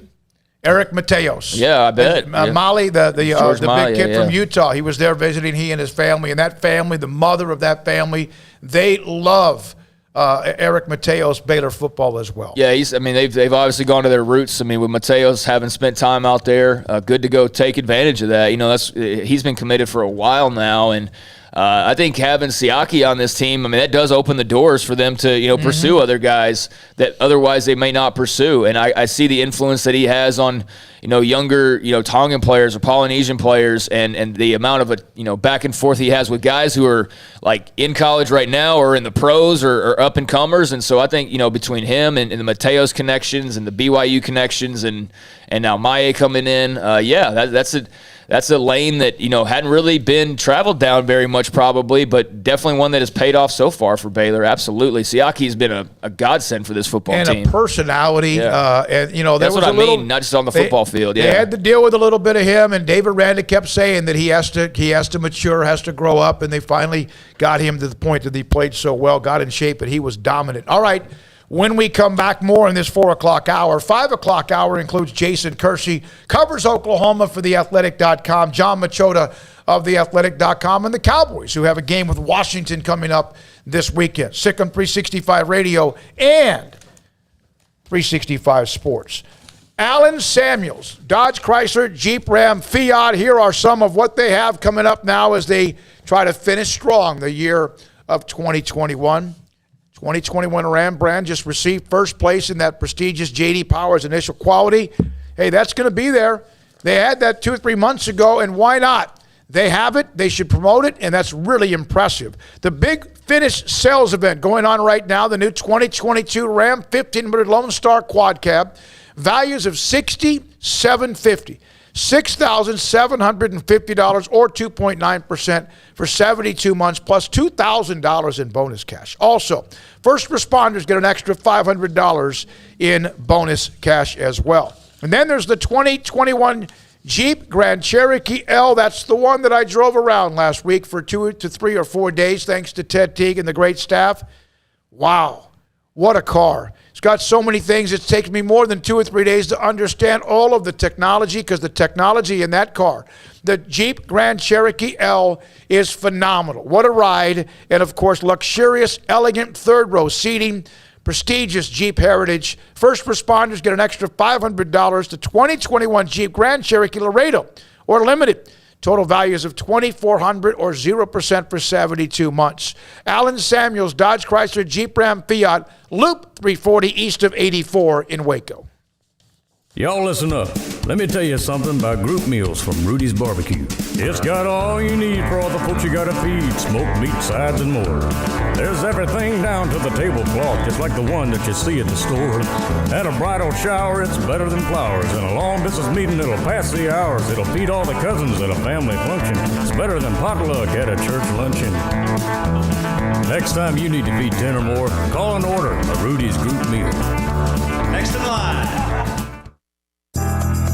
Riverbend Liquor and Wine, Lakeshore Drive at North 19th Street in Waco is a hidden gem. They've got a great selection of spirits, wine, and the most extensive selection of craft beer in Waco in their gorgeous walk-in fridge. And they have an amazing array of high-end bourbons like Pinhook, Weller, Buffalo Trace, Brush Creek, Hotel, Garrison Brothers, Thomas S. Moore, Hooten Young, and Bardstown. Great customer service and a convenient and speedy drive-through window. Riverbend Liquor and Wine. Find out more on Facebook and Instagram.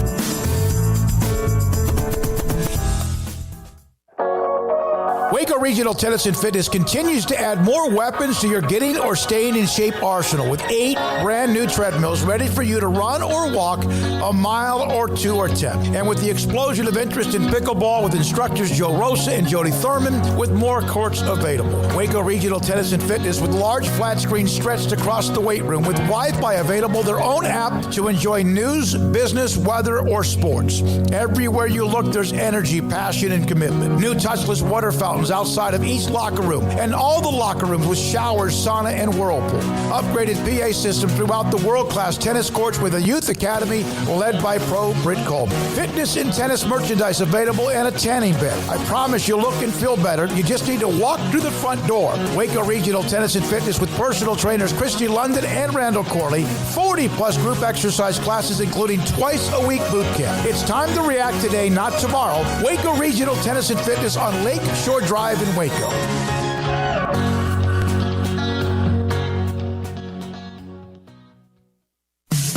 In the market for a quality metal building? Since 1943, Pioneer Steel and Pipe has helped Central Texas residential and commercial customers with metal building design, panel options, building components, and trim options. Pioneer Steel and Pipe's residential line is energy efficient, offers low maintenance, reduces insurance payments, is impact resistant, and carries up to a 45-year limited warranty. In addition, they can also help you find a metal building contractor for your project. Pioneer Steel and Pipe with locations in Waco and Bryan and at pioneerboys.com.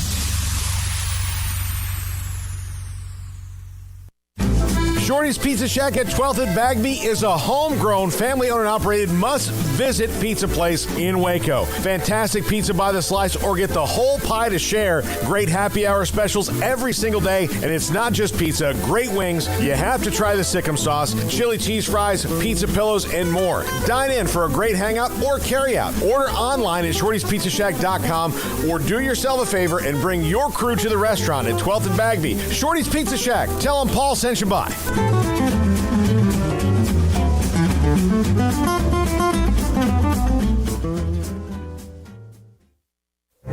Stepping into a new pair of boots is great, but stepping into the boots of a U.S. Army officer can also add confidence and leadership skills to your son or daughter's career path. There are more than 150 occupational specialties to help them find the best fit for their future. See all the things your son or daughter can achieve in our boots at GoArmy.com. U.S. Army Waco Recruiting Company, 254-598-8131 or 254-776-1543.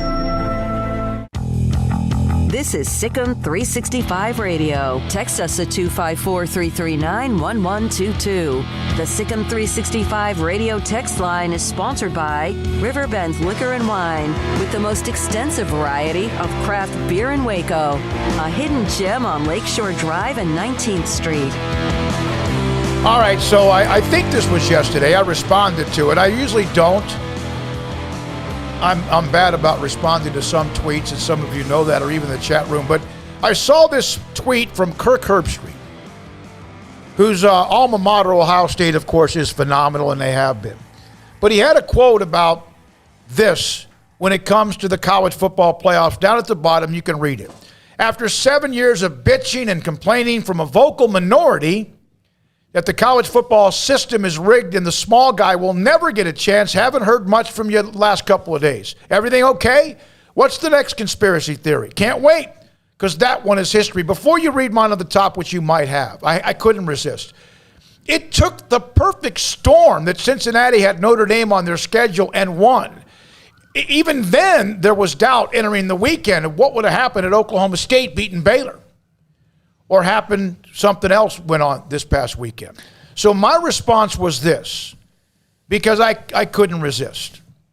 And the response that I put up was, yes, why was winning conference titles how Utah and also jumped straight over Brigham Young, who Brigham Young beat. Pitt jumped Brigham Young too. But winning the Big 12 conference did not vault Baylor over teams who didn't have the extra data point, Notre Dame and Ohio State. And that was such a big deal the first year in 14 that hurt both TCU and Baylor, and I'll wait. And, of course, Kirk's not going to respond to me, and that's fine. Yeah, I don't know. Tim Brando seemed to feel like that was directed at him, but I guess it's just kind of directed in general. My only curiosity off that Herb Street tweet, because, I mean, everybody can argue about the playoff all they want, is why is he so defensive? There you go. Why is he so defensive?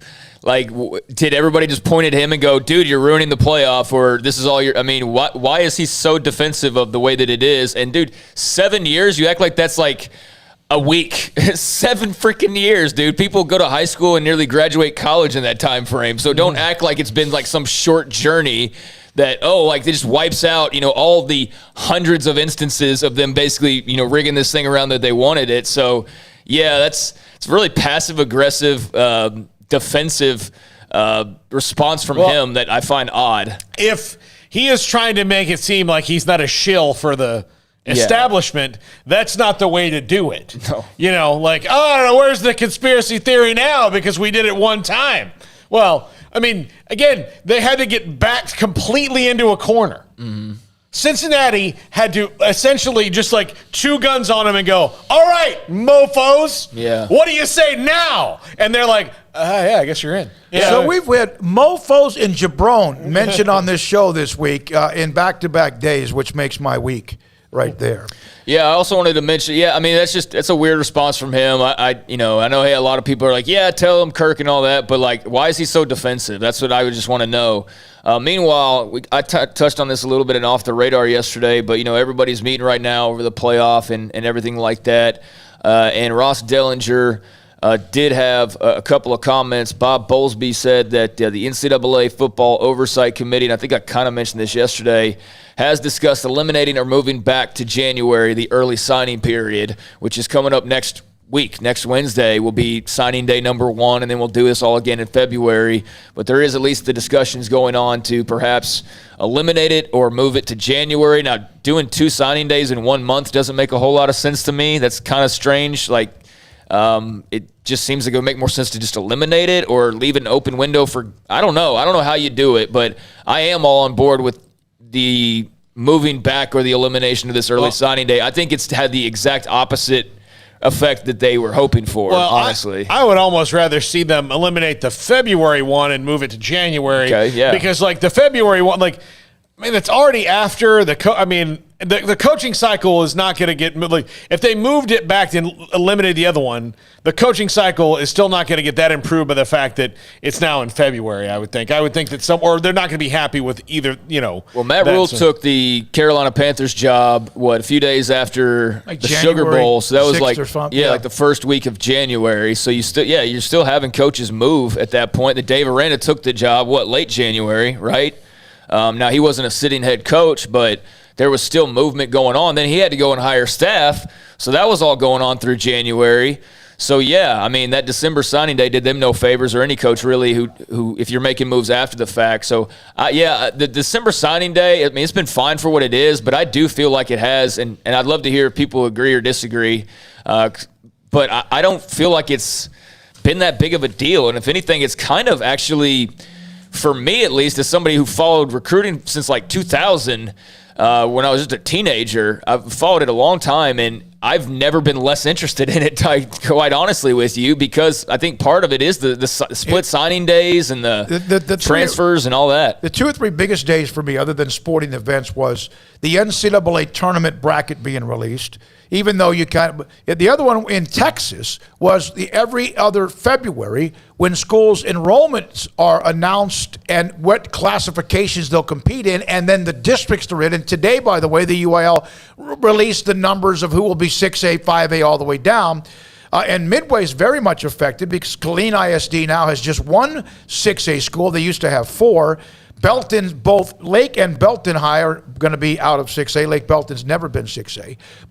And then National Signing Day. And a lot of times it was the week during the Super Bowl. Remember, we would be in L.A., San Francisco, Atlanta, Miami, and we would have full throttle coverage on that Wednesday.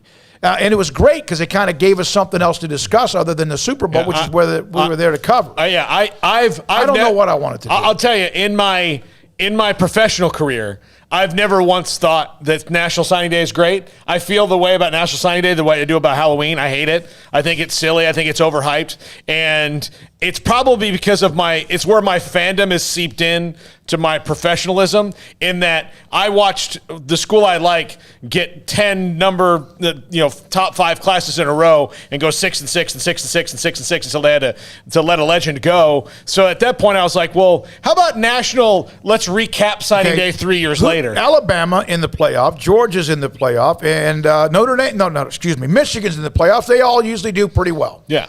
And so is Cincinnati. And they're not going to be a top 10 signing class. And then you had Baylor and Oklahoma State outside the top 5, and most of the time they're not going to be a part of that conversation. If Baylor's in the 20s, it's pretty good, which is about as high as they've ever been. And then you've had some that have dominated National Signing Day who didn't even go to a bowl game.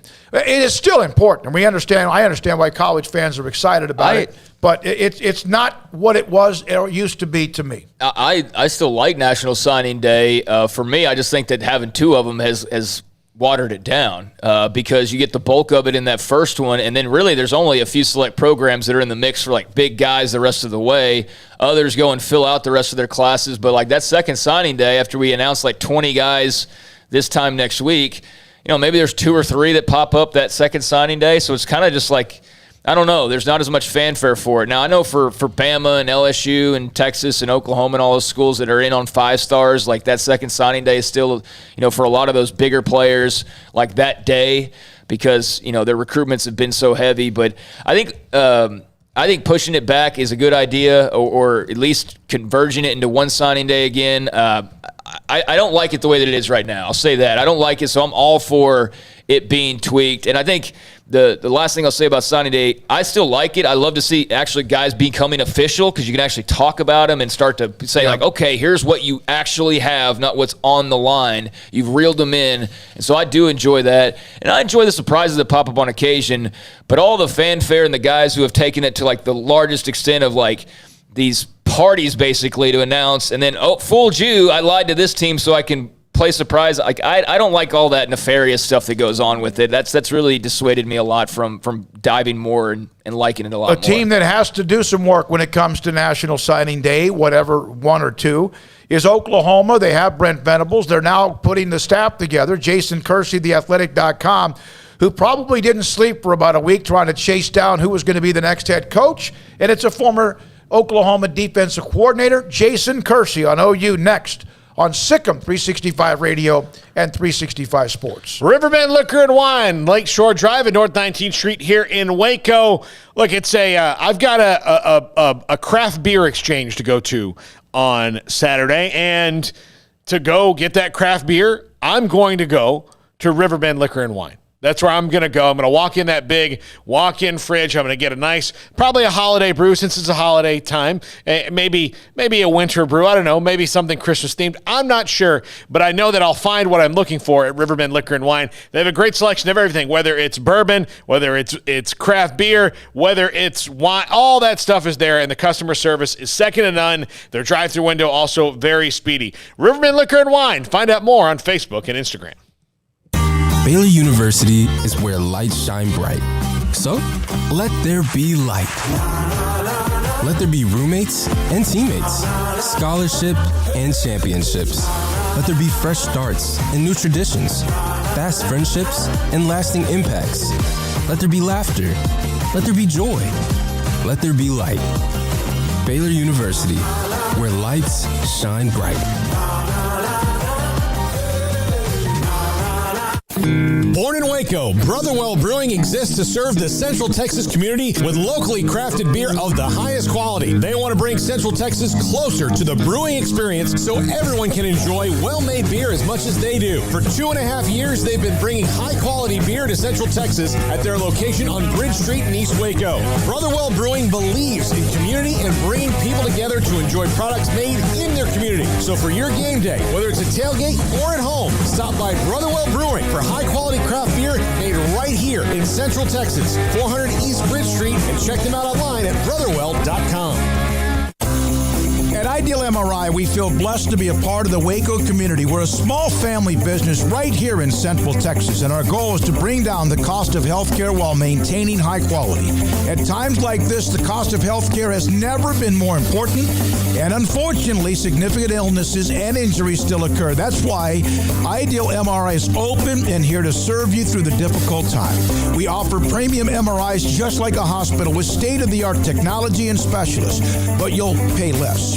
Sometimes thousands of dollars less, whether you're using insurance or not. At Ideal MRI, we accept most insurance and there are no hidden costs, even offering financing if that's needed. Everything included in the price, and you'll not get something as a surprise in the mail later on. If you need an MRI, ask your doctor about Ideal MRI. They'll know. You can schedule an appointment safely from home online in minutes at idealmri.com or give us a call, 833-IDEAL-MRI, idealmri.com. Jay from Pickup Outfitters here with your holiday gift-giving guide. So it seems the air fryer is an, air quotes, hot Christmas gift this year. An air fryer? Come on, really? First, an air fryer is not a real fryer. It has no grease. It's a mini convection oven. And you probably already have one of those in your house. So you're just wasting money on something that's not even real. You know what is real? A grill guard. It's made of real steel and it protects the truck of someone you love. And you can get one for that special person on your Christmas list at Pickup Outfitters. So avoid common Christmas gift mistakes like house slippers, a beard, nose, ear, hair, and eyebrow trimmer. Or a man purse? You better not. Give a Christmas gift that says, I love you. A grill guard, a toolbox, running boards, and other great gifts at Pickup Outfitters. You can even get a gift certificate to let them pick out whatever they want. Pickup Outfitters is the Christmas gift headquarters. 220 Lake Erie Drive in Waco. Automatic Chef Canteen is a full-service micro-market vending and office coffee provider with state-of-the-art vending equipment, a wide variety of products, and offering custom-fitted micro-market vending office coffee solutions for your employee break room. You want a full break room solution and a workplace oasis? Well, Automatic Chef Canteen, locally owned and operated for over 50 years in Central Texas, also includes in-house mechanics on call 24/7 for fast, reliable service and maintenance. Automatic Chef Canteen, 6900 Imperial Drive in Waco, or online at automaticchefcanteen.com.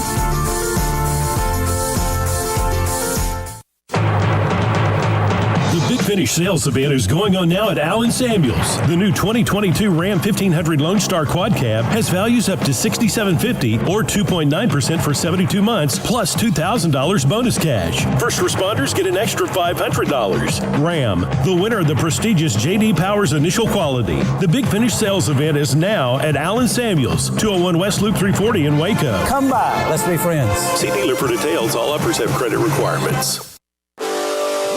Welcome back to Sikkim 365 Radio. Single coverage, end zone, shape, and it is caught for a touchdown. Tyquan Thornton with Christian Holmes all over. The 5 o'clock hour is sponsored by Edward Jones Investments with financial advisor Brad Wilson. Investing is time and experience back to you and your money during today's changing times. Edward Jones, making sense of investing. Now here's David Smoak, Paul Catalina, and Craig Smoak. You know, there's guys that we know in the business, a bunch. We bring on writers, analysts, talk show hosts, columnists, and others all the time. But watching the media in Oklahoma chasing down post-Lincoln Riley has been entertaining. We've been there. And Jason Kersey, who probably hasn't slept in a week, joins us. TheAthletic.com covers Oklahoma. Have you ever been through the stretch you've been through the last 6 to 8 days, Jason?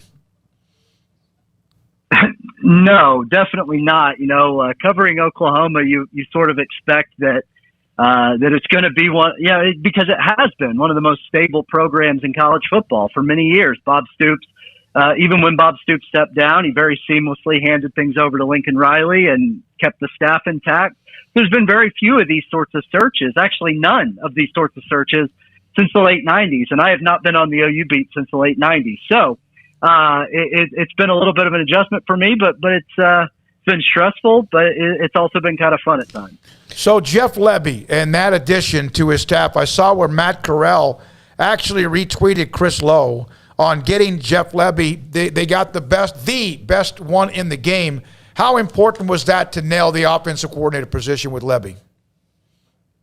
It was really important. They needed to hire somebody exciting, somebody that would continue the momentum of offensive recruiting that OU has experienced under Lincoln Riley. And also they needed to hire someone, frankly, that will entice Caleb Williams to stay in Norman. Keeping Caleb Williams, I know your people down in Waco probably didn't see the best version of Caleb Williams, but he is one of the most exciting young quarterbacks in the game, and keeping him is critical for Oklahoma. He attracts other recruits. The players love to play with him. He showed flashes of being one of the most exciting young quarterbacks in college football. They've already lost Spencer Rattler to the transfer portal. They can't afford to lose Caleb Williams. And I think a hire of Lebby's ilk will perhaps help with that. Not that this would make Oklahoma feel better, but if they did, would that not put them maybe squarely in position for Dylan Gabriel from UCF, who Jeff Lebby did coach while he was there? Yeah, I mean, that's certainly a possibility. If Williams was to leave, I think that would be possible. Obviously, if Williams stays, I don't think Dylan Gabriel would probably be interested in Oklahoma. But yeah, that's certainly an option, but it's not a guarantee. And so I think they're going to want to try to keep Caleb if they can. So, Jason, it was fun to watch Oklahoma fans going through the coaching search process. You know, every rumor, every flight tracker, everything like that. It's Brent Venables when all is said and done. Your thoughts on the process, kind of how it played out, and ultimately the choice for OU's next head coach? Well, it's kind of funny because Brent Venables was kind of the obvious choice in many ways. And as the week went on and as the search continued and as it took a while to get done, I think that made a lot of people wonder, well, is it Brent Venables? Because he did seem sort of obvious early on. And so I think that Joe Castiglione was going through his process, trying to do it the right way, trying to make sure he talked to multiple candidates. But at the end of the day, Venables was the first choice, and that's who they got. I think it's a good hire. I mean, Brent is familiar with Oklahoma. He worked many years under Bob Stoops, obviously went off to Clemson and became arguably I don't even know if it's arguably, certainly one of, if not the best defensive coordinators in college football. Clemson's defense has been absolutely dominant. They've won 2 national championships while he's been there. And so absolutely, I think that it was a solid hire. I think that, he could bring back a toughness to Oklahoma that has perhaps been missing the last few years. We've already seen one of his hires he's made is Jerry Schmidt, who was a legendary strength coach at Oklahoma, who Lincoln Riley replaced when he became head coach. Jerry Schmidt, a tough guy, really puts players through the ringer, but makes them tough. And Brent Venables will be bringing him back from Texas A&M. I think it's an interesting hire. Brent Venables has been one of the best assistant coaches in college football for many, many years, has turned down other head coaching opportunities, has been very patient, and now at age 50, he finally found one that intrigued him enough to jump. Yeah, there's been a little bit of that when Lincoln Riley took over for Bob Stoops. I'm sure people just thought he would just put it in cruise control, but he did his own thing, and he has the right to do that with Schmidt and then even with the others. Do you feel like Venables is putting the band back together in a way that is more comfortable for Oklahoma, even though Riley had great success, or not? I mean, it's sort of a hybrid. He is bringing back Jerry Schmidt, obviously, but then he's also retaining a lot of the staff that Lincoln Riley had offensively. It looks like most of the offensive staff will be retained. So I think that will certainly help with recruiting, because obviously a coaching change, particularly in the era of the early signing period, sort of throws all of that into chaos, and it certainly has to some degree at Oklahoma. The Sooners have lost several commitments in the last few days. It seems like maybe the bleeding has been stopped, but certainly could be more. I think they only have 12 or 13 2022 commitments right now, and that's 1 week before signing day, so they got a lot of work to do. yeah, it's going to be interesting to see how he fills out the defensive staff, because that's where we don't really have a lot of clues right now, is where he intends to go on that side of the ball. How are they going to fill out outside of Bob Stoops, with all the coaches coming and going there right now, the bowl game staff? Yeah, it's a great question, and honestly, I don't know the answer right now. Bob Stoops Bob Stoops became the interim coach. Then he had to go do his Fox deal for the Big Ten Championship. Then he's been out in Las Vegas the last couple of days for his induction into the College Football Hall of Fame. So it's not like OU players are taking finals this week. So it's not like there's really been a whole lot of opportunity for us to ask him about that, because they haven't been practicing. But so I think it's going to be very interesting to see how that happens, because I wouldn't expect any of the new coaches that are hired to coach the bowl game. But maybe, like I said, the offensive coaches that are going to be retained, I assume they'll coach the bowl game. I assume some analysts, some graduate assistants will step into those roles. They have some guys on staff who potentially could do that. And there's always the chance, too, that some of these guys on the defensive side who may not be retained, or who may end up in Los Angeles with Lincoln Riley, may decide to stay on through the bowl game. I don't know how that's going to work out. That is one thing I'm very interested to see, because honestly, this is, again, I know this probably sounds crazy to fans who have been through coaching searches. I know Baylor's been through coaching searches, Texas.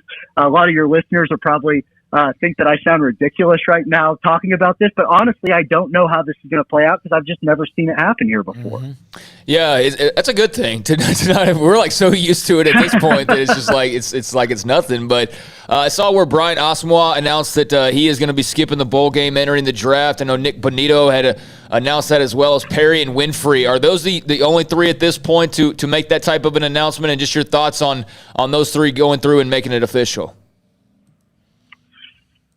Yeah, I mean, I'm not surprised. Oklahoma has traditionally these last few years, as bowl opt-outs have become more common. They've been playing in the playoffs, so guys haven't really had the incentive to opt out. Last year, there was one guy who opted out of the bowl game, the Cotton Bowl, which was not a playoff bowl for Oklahoma. Trey Brown opted out and decided to go ahead and prepare for the NFL. I expected there to be a few. I think there still could be a few more.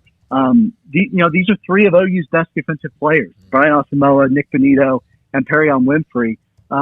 So it's so weird, because this bowl game is so bizarre. We're talking about a bowl game with two interim coaches, coaching staffs in upheaval, and these are two programs that started the season expecting to be in the college football playoff, particularly Oregon after they beat Ohio State. I think everybody thought that they were going to potentially be in the playoff. And as it turns out, neither of these teams won their conferences.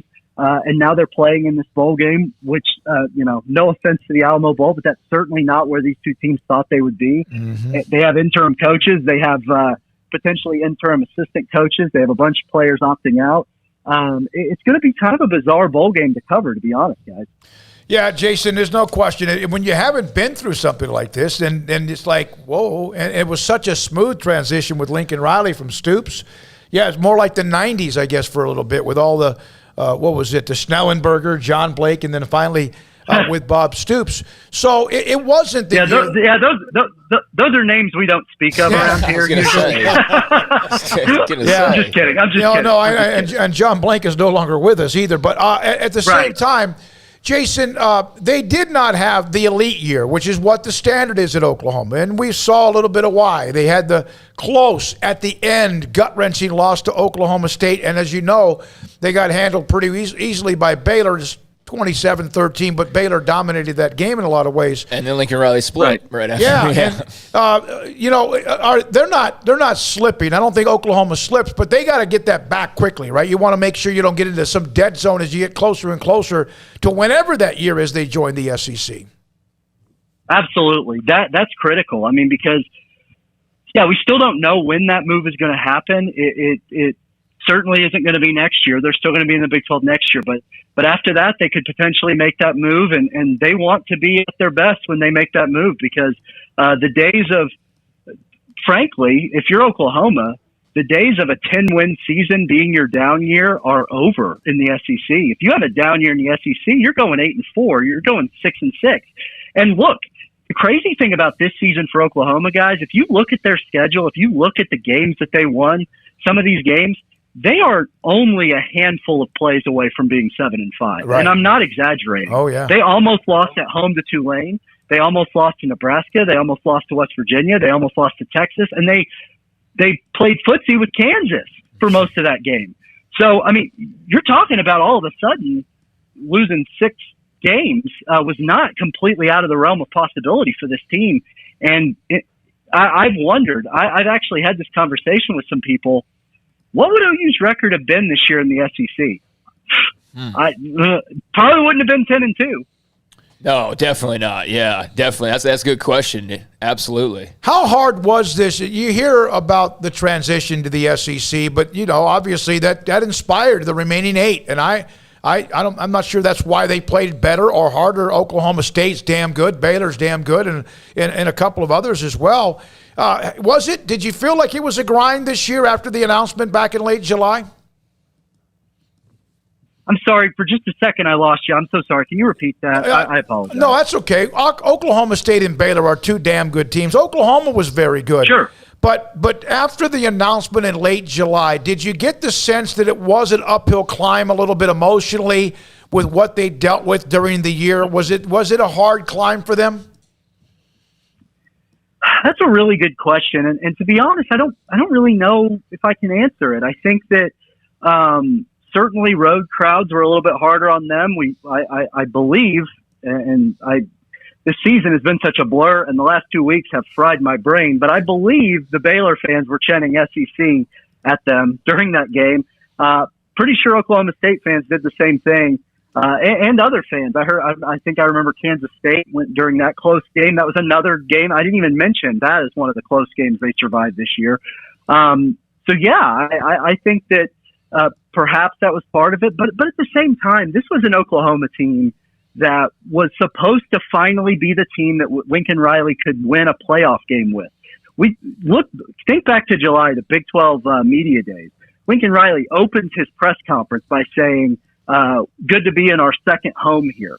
Very brash statement, but true. They had won the Big 12 6 years in a row.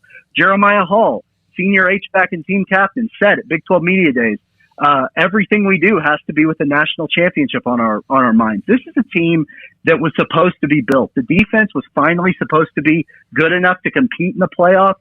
We expected Spencer Rattler to win the Heisman Trophy and perhaps be the number 1 overall draft pick. They brought back Kennedy Brooks at running back. They brought back a whole lot of really talented, highly rated receivers. And then it just fell flat. And nobody has really been able to explain why that is. All season, what Lincoln Riley said was some version of, we're really close. You guys can't see it. But we got relatives up in Norman. I kept telling, I was like, I don't know what's going on, but something just feels off. And I can't explain it, but something just feels off. And then, 3 weeks later, Lincoln Riley's going to USC. And I was like, oh, okay, well, maybe that was part of the deal there. Yeah. I don't know personally when those conversations with USC started. I know there's a lot of people who in Oklahoma who now sort of suspect that maybe Lincoln's agent was talking to USC much earlier than what he has let on, and that maybe that was on his mind. I don't know. That's a really, really hard thing to know. And it's something that Lincoln will, if it's true, he would never admit it. You're sort of just going off gut. I can't really tell you if that's true or not. I just know something was off. Something was wrong with this offense this year in a way that I've never seen it, certainly since Lincoln has been in Oklahoma. You know what's off, Jason? Your sleep habits. So get yourself a little bit of time. I know that it was fun to kind of watch you guys, Eddie, you, and among others, tracking down the planes but thanks for your time. I know it's been busy. It's still busy because much more to come as well.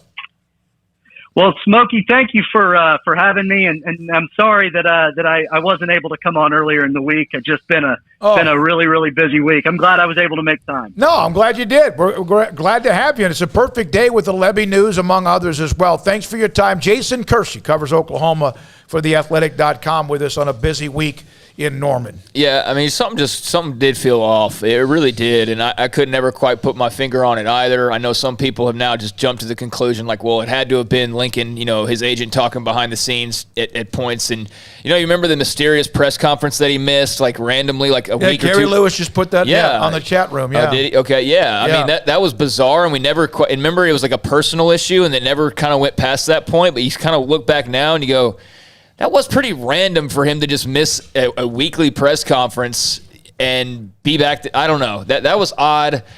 But you didn't have a reason at the time to start really looking too much into it. And, that was just – I mean, what was more surprising, the OU Texas SEC news or Lincoln Riley to USC news? I think they're pretty on par. They were both earth-shattering. Yeah. Not earth-shattering, but both of them were huge stories. There's no question. And then, just like a battering ram of big stories in college sports. The fact that he missed that media thing and then came and said, like, I didn't know anything until Sunday morning. Like, maybe specifically you didn't know anything, but to me, I mean, I've never believed that from Lincoln Riley, that you went to bed mad that you lost the Big 12 title game, and then – or like in the process of that before you went to bed, like, hey, you want to be the coach at USC? Yeah, why not? I mean, I don't think that's how that goes. Well, and the way that they played against Baylor, I mean, that did not seem like a team that was, and I'm not taking anything away from Baylor's win because they've hardly had any against Oklahoma. So wins all that matters, and plus, as we've seen, Baylor's a very good team. But just something felt kind of off that day too. I mean, just that for such a prolific offense. I know Baylor's defense is really good. But like Oklahoma's offense could do nothing, and it was almost like they hadn't even game planned or something. And I just found that I don't know. I walked away from that game with kind of a weird feeling, much like the weird feeling just kind of all year that Jason's referring to. And I know that some of my relatives have kind of felt the same way at times. Of just something's off. What is off? Can't figure it out. Well, now we see where we are now, and so whatever it was, it's time to turn the page and get right, and we'll see if Brent Venables can do that. All right, when we come back, John Machota, Cowboys are back, and perfect timing for a game in which they have a 2-game lead in the division over Washington, and yet, Washington's on this 4-game streak, and about everything the Cowboys needed to get healthy, cleared from COVID, including their head coach, among others, and Randy Gregory. It looks like they're going to be about as healthy as they could possibly be going into this week, and they need to be because they haven't played well in over a month, it seems. I don't remember the Atlanta game when they thrashed the Falcons. But that's next. John Machota, theathletic.com, Sikkim, 365 Radio, 365 Sports. BetUS.com, the 3-decade leader. You see the logo over my shoulder there. It is a great time to get involved in sports betting. CFP, college bowl games, NFL playoffs right around the corner as well on that. Plus live betting on all of it. NBA, college basketball, tons of things going on. Of course, we don't have baseball for a while, and may not even when it's supposed to start because of the lockout. The NHL is going on right now. Golf, there's always golf events going on. NASCAR's about to start at the beginning of the year. So there's so many things you can bet on around the world. And they've got action on almost all of it at BetUS.com. And when you do, use our promo code SICKM125, 125% bonus on cash, or SICKM200, that's a 200% bonus on cryptocurrency. So SICKM125 or SICKM200 at BetUS.com. It's Baylor football season, and as always, Bird Colgin Ford supports the green and gold. Hi, I'm Mark Stewart with Bird Colgin Ford. It's time for team celebrations and BU touchdowns. Bird Colgin Ford is your home team when it comes to trucks and tailgates. Ford has the perfect truck for you to host a top-ranked tailgate party. Here's to a winning season for our hometown Bears. Visit us anytime at bkford.com. Buying made simple at BK Ford. Sick 'em Bears. One size fits all. That may be all right for an adjustable belt or cheap sunglasses, but when it comes to your financial needs, no one wants a one-size-fits-all strategy. Cam Heathcott, your Edward Jones financial advisor, knows that his most important goals are yours. That's why he takes the time to understand your needs, knowing you. That's how Edward Jones makes sense of investing. Cam Heathcott, covering Conroe and Houston, 936-756-7717 or cam.heathcott at edwardjones.com. Edward Jones, member SIPC. It's plain and simple. Waco Custom Marketplace is the one-stop shop for what you need for tailgating, from charcoal, cold beer, and wine. And, of course, customize your order with brisket, tri-tip, sausage, wings, smoked pork tenderloin, country style or pork spare ribs, marinated beef and chicken fajita meat, ground beef and chili, meat, hot dogs, and burgers, buns, seasoning, sauces, chips. There's fresh baked bread and kolaches every day, breakfast sausage links, and you can also customize your favorite cut of steaks from Select, Choice, or Prime, bacon wrap fillets, ribeyes, New York strip, sirloin, T-bone, and porterhouse. Full service butcher shop includes pork, poultry, beef, chicken, and seafood, serving Waco restaurants and families since 1940. Your one-stop shop for beef, pork, poultry, and seafood needs. Waco Custom Marketplace, 425 Lake Erie Drive, or WacoCustomMarketplace.com.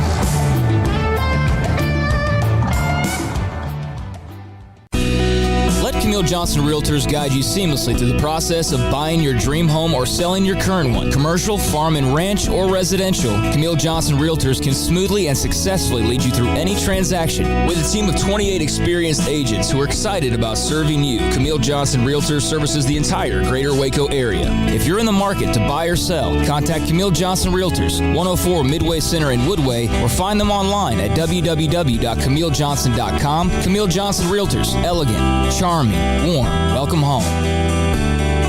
When we moved to Texas, we were like fish out of water. We didn't know anyone in our neighborhood until our Texas Farm Bureau insurance agent came to the house. She was so helpful and reassuring, a friendly face with that Texan hospitality I'd heard about. When we purchased a Texas Farm Bureau insurance policy, we knew we were making the right choice. We knew our family would be protected. Stop by and see our agents at one of our 3 McLennan County locations. Coverage and discounts are subject to qualifications and policy terms and may vary by situation. You know what would make this moment better? Pizza. Dough made from scratch and an Italian family sauce recipe pizza. 3 fresh signature cheeses making a melty blanket of perfection pizza. Like loads of premium toppings like crispy Old World pepperoni, savory Italian sausage, and fresh sliced veggies pizza. That's Marco's Pizza. Visit marcos.com and make any moment better. And with 4 locations in Waco, Belmead, China Spring, Woodway, and soon to open in Robinson. Marco's. Pizza lovers get it.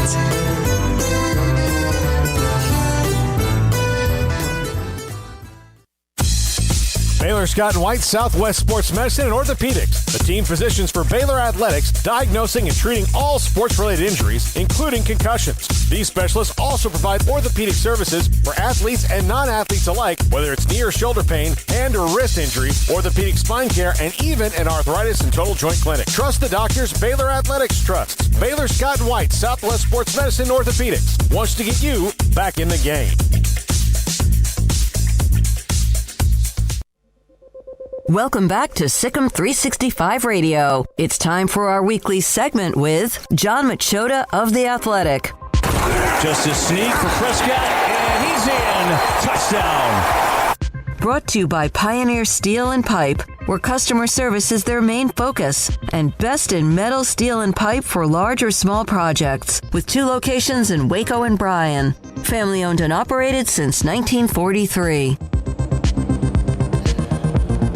All right, 5:36. John Machota, theathletic.com, covers the Cowboys, and the Washington football team will play this weekend. Washington has snuck up right behind Dallas in the 4-game winning streak, and they're playing better defensively. The Cowboys, of course, with all the weapons. And it looks like, John, thanks for your time, that the Cowboys are getting everybody pretty much back. Randy Gregory, DeMarcus Lawrence, of course, last week, and now even Mike McCarthy among everybody else. Are they about as full throttle as they've been since the start of the year?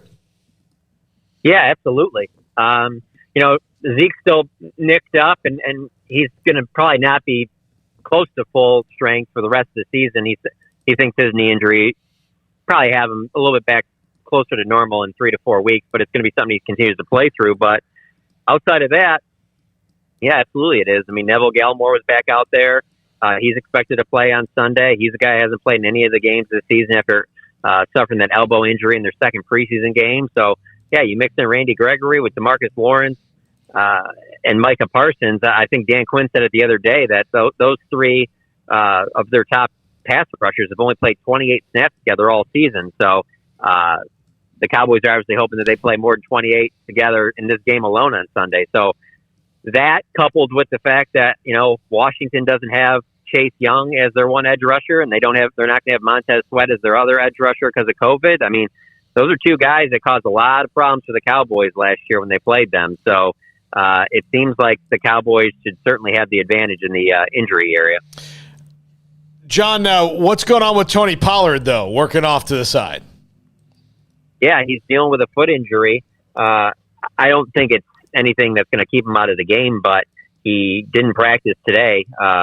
So that's obviously something to keep an eye on. And the entire time we were out there, he was working on the resistance cords, which are generally, lower body injury or due to conditioning, trying to get guys back in if they've had other injury issues. But that's generally if they haven't played for, several weeks. But that's not the case with him. So we didn't know at the time. And then it came up on the injury report that it was his foot. So that's obviously something to monitor. And then they go out and they sign Ito Smith, the running back who out of Southern Miss, who was a fourth-round pick a few years ago. He's a smaller back.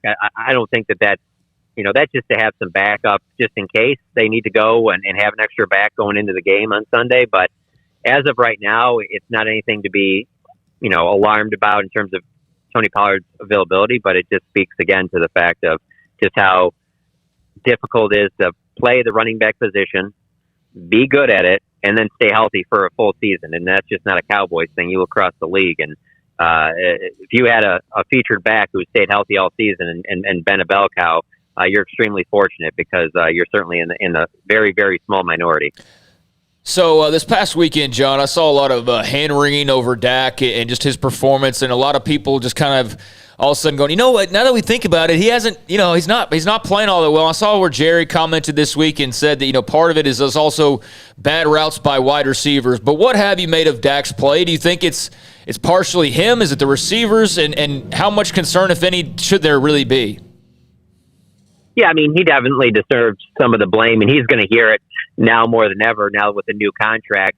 But for me personally, from what I've watched over these last few weeks since he's come back from the calf injury, do I think he's 100%? No. But again, it's going to be hard for anybody to be 100% through a full season. I mean, there's several years where Tom Brady, won Super Bowls and he wasn't 100% for half the season. I mean, that's just part of the game.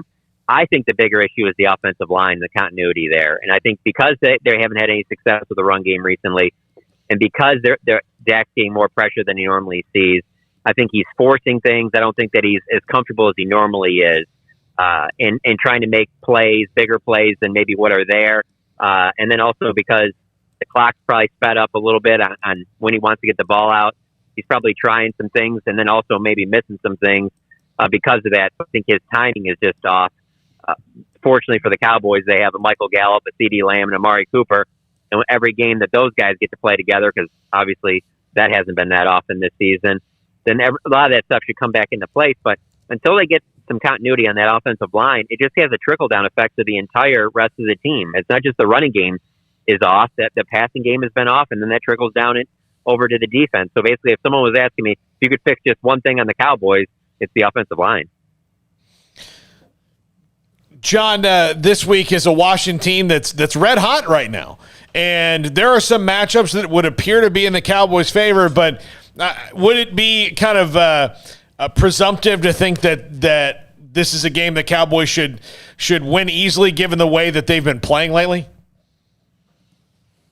Because Washington is on this 4-game winning streak, there's just, when things are rolling well like that, everything seems to fall into place for you. And you're playing with that good mojo and your team's super confident and that can't be overlooked. So that certainly is there for Washington. But still, this Cowboys team is just a way better team. On paper, what their capabilities are when they've played well this season, it's at a higher level than what Washington has. With them having, like I mentioned, those 3 receivers all had a chance last week to knock rust off. They should all be healthy, full strength, ready to go for this game. And then you couple that with the fact that you're getting Randy Gregory back. And even if he doesn't play, let's say Randy Gregory only plays 20 snaps, you have a second game now with DeMarcus Lawrence. I think he'll play more than he did against New Orleans. And then you have Micah Parsons, I mean, Micah Parsons is every week seems like he's just taking his game to another level. You're coming off of a game where you had 4 takeaways. This defense should be able to hold Washington to nothing on offense. There's no reason that they should be putting up points against the Cowboys. Even if they do, maybe it's a touchdown or 2. The Cowboys, even if the offense is sputtering, should still be able to win this game 20-14 or something along those lines. But if the Cowboys are clicking, they could blow the doors off of this Washington team. I mean, and frankly, it shouldn't even be 2 games apart. I mean, it should be 3-4 games apart between these two teams. These two teams are not on the same level, but because they're playing well and they've won 4 games in a row and the Cowboys are kind of sputtering right now, I believe it'll be a closer game than it should be, but the Cowboys are a significantly better team than this Washington team. Well, and you may know this, John. I'm a lifelong Washington fan, and I'm stunned that they got back up to 6-6. Maybe it's the schedule. I don't know. It all kind of evens out. They're running the ball better. Obviously, Heineke's he's a JV version of Tony Romo when it comes to just kind of making plays. But the defense is playing better without Young, without Sweat. It's almost as if it kind of they realized. I think that they were so good defensively last year that they read too many headlines and they forgot about how they won as a team defensively, which is what you have to do rather than the individual stuff. Do you think there's anything to that?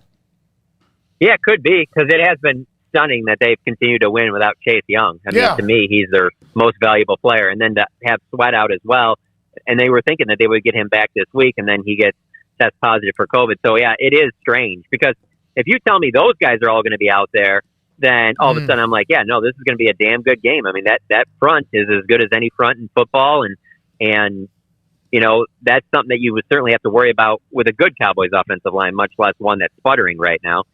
And so, yeah, I'm not sure exactly why that is. I look at that team and I see how great everything's going for Taylor Heineke.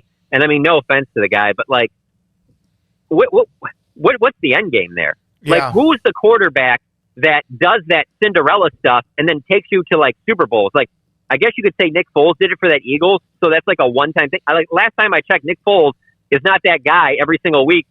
Now it's just like, yeah, you kind of caught lightning in a bottle and everything's great. Well, in the NFL, this isn't the NCAA basketball tournament. Like, there's no Cinderellas here. Eventually, you need the talent or it's not going to get done. And I think that's probably what's going to happen on Sunday, is eventually they're going to run into a team that is more talented, and the Cowboys should win this game because of that. Yeah, maybe are we putting too much on Washington because they gave the Bucs fits a couple weeks ago? Well, they did, though. Yeah, they did. That's a big part of it. And then the other part of it is that not only did they beat the Cowboys last year both times, they blew them out.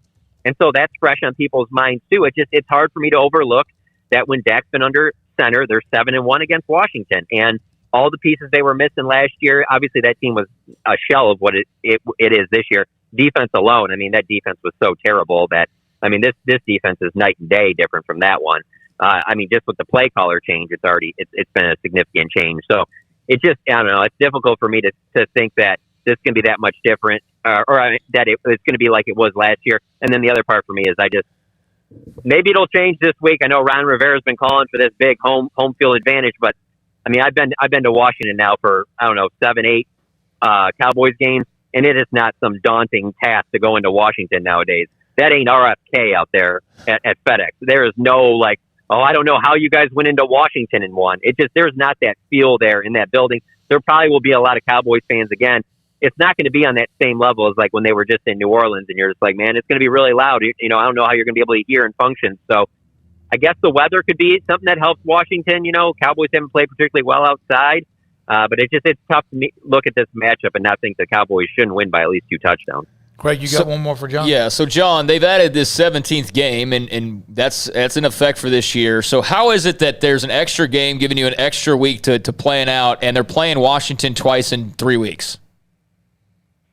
To be honest, I think Mike McCarthy loves that. I think he really, because he's such a big December guy, if you follow from what he's done in Green Bay, and then even since he's gotten to Dallas, it's been all about ramping up during the season to be playing your best in December. And so he feels like that's where this team should be going. You kind of, and I'm not to say you're not going to try new things, but you kind of are what you are now. And now it's about going forward with what you are and continue to get better and build off of that. And so to play these teams now, and Mike McCarthy's not going to say this, but you have the best team. you are the one bringing a gun to a knife fight. You do have the upper hand now, especially with all the guys getting healthy right now. You should be fine with playing them at this time in the season. I think it would be a little bit more difficult if, let's say, Washington, was a little bit healthier and things like that, and they were only, let's say, maybe a game back from Dallas. You'd probably be like, man, could we have got one of these in earlier in the season? But this is when Mike McCarthy expects this Cowboys team to play their best ball, and to play those division teams, none of which are over 500. I think that lines up nicely for them. Yeah, so it does. There's no excuses for them. There's no excuses. No, you're right. They had a massive lead. They've kind of made this a little bit more dicey. Somebody was going to make a run just because of how the schedule fell. And Washington, they could be smoked right out of any thoughts if Dallas can jump on them early with all their big play weapons and more. John, thank you very much. John Machota covers the Cowboys in Washington coming up this weekend. Is that not weird? Like, why are they playing the same team twice in 3 weeks with a 17-week schedule? Why would you? I know, but they do. It's like they played the Giants every year to start the year, which never got really old and really boring very quickly. Mm-hmm. The schedule would roll out and it's like Giants, Cowboys, biggest eye roll of all time. Sunday night football. Who cares? But. You've got the entire season to play these two division games against this one team, and somehow you end up the final month and you're playing both of those games in a 3-week period. I find that really odd. I don't get that. 5 of their last 6 games were against the NFC East, and I remember that somebody, when I was in fact at a media session at the Super Bowl one year, saying that they want to backload if they can the division games, if that's possible. And so Arizona's in that mix too. Will be a hell of a game, you would think, on January the 2nd. When we come back, Paul Catalina will wrap it up with our top 5, his top 5, Sikkim 365 Radio, 365 Sports. IdealMRI.com. Some of you have said, Smokey, is it a website, a business? Is there a location? Where is it? It is in the Central Texas Marketplace, just off of I-35 in the southern part of Waco and just off the access road of what leads to Highway 6 and Loop 340. Right there in the Central Texas Marketplace, where you have all sorts of kind of like almost a mall, an outdoor mall in a lot of ways. And right there in a really fancy, good-looking building is Ideal MRI. But you can go online to get all the information you need, idealmri.com. And also, even if you would like to set up an appointment for an MRI, well, then that's what it's for as well. And then you can look at what they do. And what they do is save you money. What they do is find out what hurts. If, in fact, you're seeing a doctor, an orthopedic surgeon, or your regular doctor, family doctor, and there's something that really hurts, like bad, you don't sleep well, you can't function, it's hurting so much, like I had with a rotator cuff at one point, or like maybe you've had with a knee, and your doctor suggested MRI, you tell them, I want you to get me in touch with Ideal MRI. IdealMRI.com online. They have a state-of-the-art technology MRI machine. It is the alpha dog. With the MRI machine, they have a great staff of techs and specialists. Al LeBlanc is a part of the group, and Rob Maxey, the Dr. Rob Maxey, who, of course, runs the mothership as well. Ideal MRI, $497 for an MRI, never more than that, and sometimes less than that, when the average is $1,100 for an MRI. IdealMRI.com.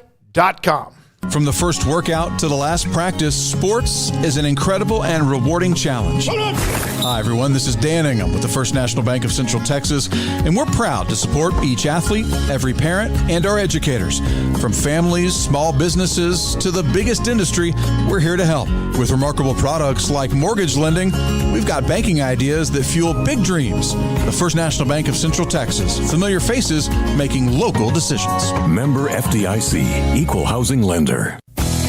Three Nations Brewing Company has 16 different beers on draft with a new beer every Friday. It also offers 2 air-conditioned tap rooms, a large indoor beer hall, a second-floor mezzanine offering a great overview of the brewing company and equipment and patio where you can relax under the shade. Plus, you can now experience the new Three Nations Beer Garden Grill on our shaded patio with socially distanced seating for your enjoyment. Grab a cold beer and enjoy a bite from our freshly prepared and delicious menu. Street tacos, quesadillas, freshly cooked burgers and dogs and veggie burgers too. State Fair tornado fries, nachos, and so much more, all prepared and cooked on site. So come visit the award-winning Three Nations Brewing Company on East Vandergrift off I-35 in Carrollton.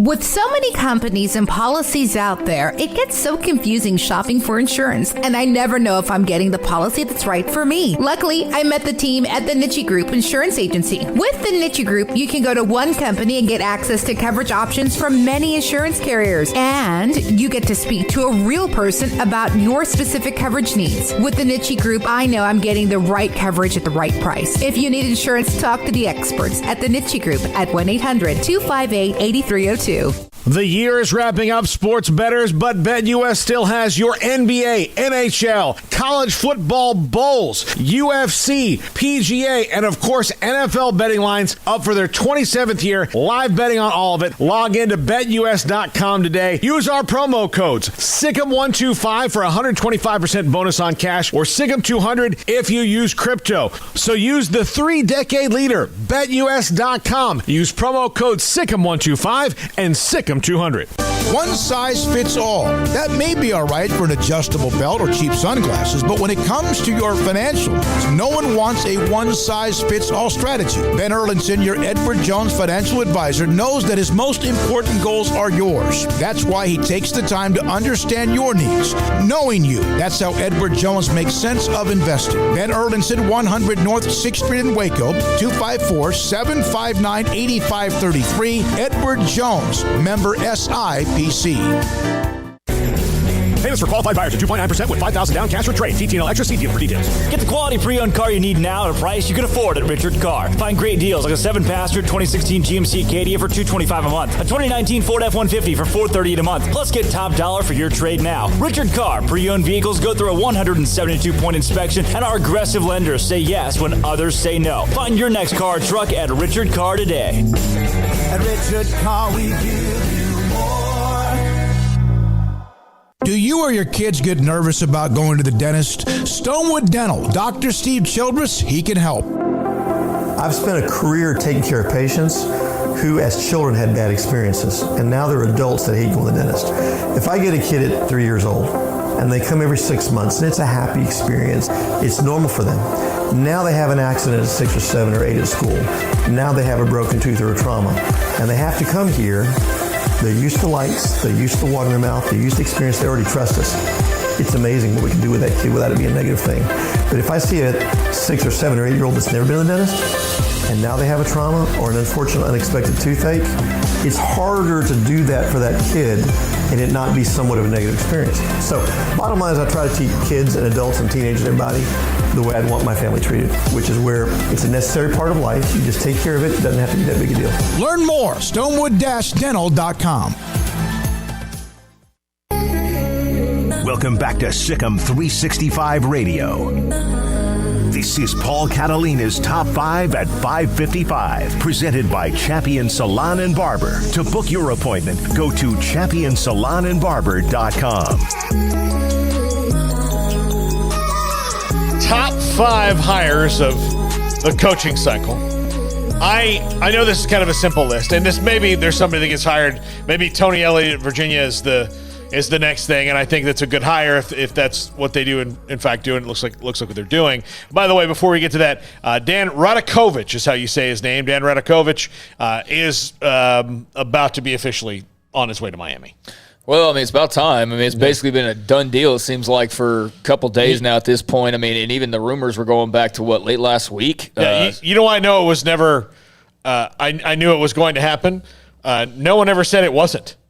The minute, usually when something like that happens, like sometimes even if it does or doesn't eventually happen or whatever happens, somebody usually says like, oh, no, there's no truth to that. Nobody ever said anything. Clemson's probably going to elevate to the deputy AD underneath them and keep on rolling. All right, but top 5 hires of the coaching cycle, and I will state problems with almost every single one of these as well. Number 5, Mario Cristobal at Miami. Look, this is the best hire Miami could have made. But there are so many things in front of Mario Cristobal. Yeah, they're saying they're going to spend all this money and all that, blah, blah, blah, blah, blah. Texas has been spending money like a coked-up rock star for 15 years, and has it worked out for them? the way they want? I don't know. I was at the Rolling Stones concert, and Mick Jagger still seems like he's pretty good. But again, they've just been throwing money like Michael Jackson in that shore in Vegas, and what came out of it. And now that's what they're doing, and they're not the only ones with the NIL, with this new $3 million, $2 million, $50,000. They always got talent. But, yeah, you're right. No question. Yeah, I'm not sold that he's like the greatest head coach in the world. I think – he's a very good head coach, though.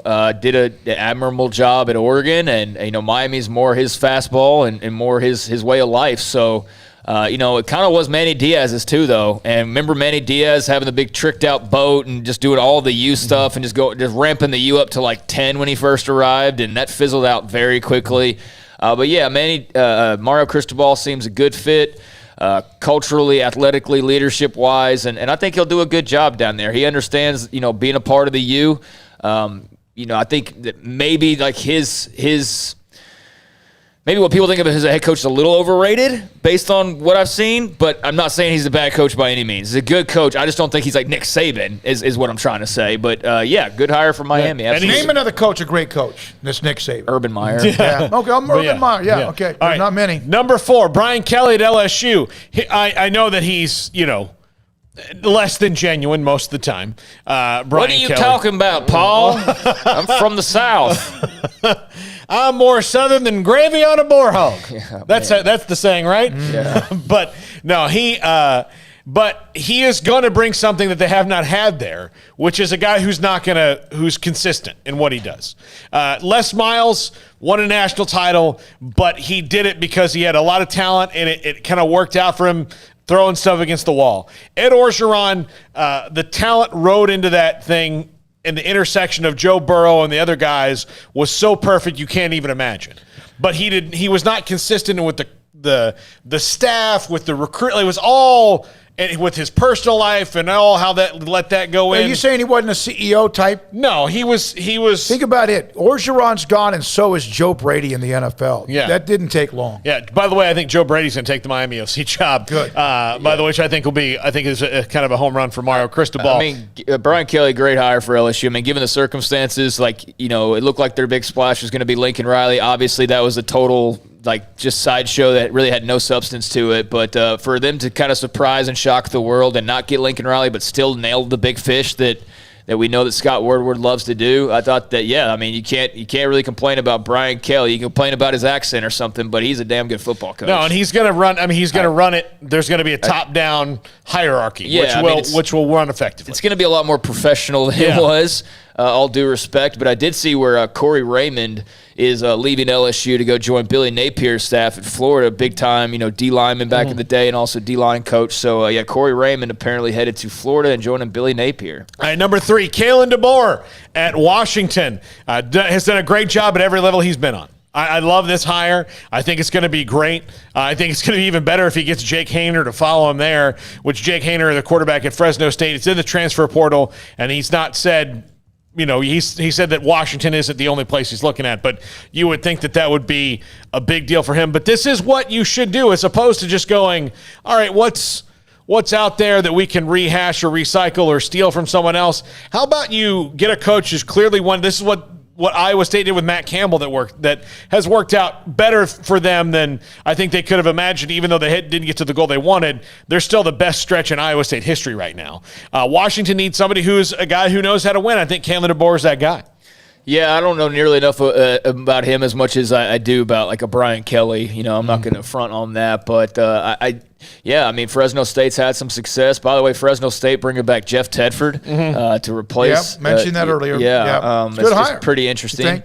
DeBoer, a guy I'm looking forward to learning about. I know Washington has been a struggle bus, and they were in the playoffs not that long ago. So you can win there, you can win big. Jimmy Lake was just an absolute mistake, and hopefully DeBoer's the guy to correct them and get them right. The Pac-12 now with USC, I know that they'll be the team that everybody loves on unconditionally, basically, and they'll be favorites and whatnot. You got to obviously consider Utah in the mix very firmly, but there's room for a Washington to bounce back quickly and get right back in the mix. Billy Napier at Florida. This is an excellent hire. If you've watched these top fives, his name's in here all the time. I think he's an excellent coach. I think he's done an excellent job at Louisiana. I think he's a CEO, but he's also a great football mind, and I think that's going to translate for Florida. And They're also making a new commitment to facilities. They had done that before Billy Napier a little bit, but they had let themselves fall behind, which is surprising because, again, they also at a point were spending money like a coked-up rock star, but kind of stopped or slowed down or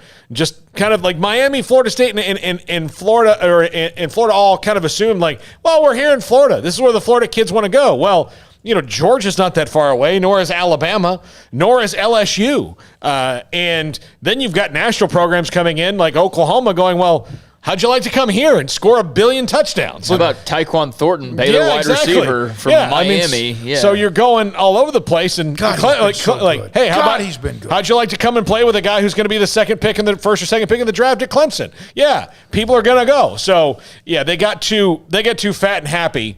And they're all paying for it now. So, but I think Billy Napier's a guy who's going to get them lean and mean as opposed to fat and happy. Tyquan Thornton had 6 catches, 70, 80 yards, whatever, and a touchdown in that first half. He didn't catch a pass in the second half. You notice most people didn't. No, I know. But he has been fantastic this year for Baylor. Okay. Yeah. And number one, it can't be anybody other than this. USC hit the absolute home run of all home runs with Lincoln Riley, and I'm going to tell Mike Bone needs to put on a seminar of answering the questions that you've had simply. What's USC's biggest problem in football outside of facilities, which has nothing to do with the coach, really? Outside of all, attendance and all that other stuff. What's the biggest problem of why they're not winning on the field? It's because all the concentrated talent that lives 50 miles from their school is not going to their school anymore. So who's the guy who's the biggest pain in the ass for the colleges in that area of taking it out? Oh, it's Lincoln Riley? Let's go get him. Yeah. Yeah, I mean, he's going to kill it in recruiting. He'll soak up all that L.A. love, and he'll really take advantage of that, I'm sure. They need to burn that pep rally and just, like, erase that video from the internet. That was the most awkward video I've watched in a really long time. And Lincoln Riley even looked like he didn't know what was going on. But, I mean, as far as a fit and all of that, still incredible that USC pulled that off the way that they did, with Riley losing the championship game, all that LSU talk, and then boom, in the middle of the night, he's going to L.A. Just pretty crazy how that unfolded and then the domino effect that it had. But, yeah, I mean, he's Lincoln Riley. He's going to win big there. He'll probably win, 9-10 games a year for starters and probably make that sort of the standard, as far as putting them over the top and getting them into the playoff and winning the title.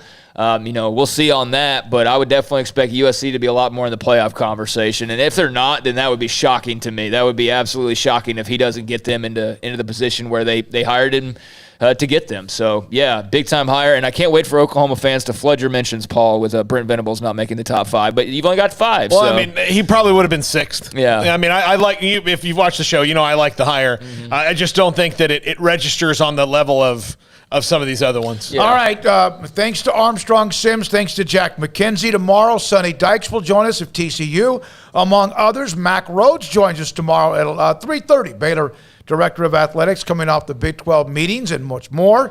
And we'll add a few more interesting nuggets on guest as well. Yeah, I can't wait to hear his thoughts. He was right there on the sidelines where that play, the 4th down play happened. He was like right there, feet away. So interested to hear his viewpoint on how that all unfolded on Saturday. All right, thank you. Our sponsors, everyone who's been a part of us since April the 6th, and those of you and sponsors who have joined us slowly, methodically, surely, and successfully ever since. For everybody, Sikkim 365 Radio and YouTube 365 Sports, I'm David Smoak. Be careful. Enjoy the night. We'll see you tomorrow, 3 o'clock Central. Good night.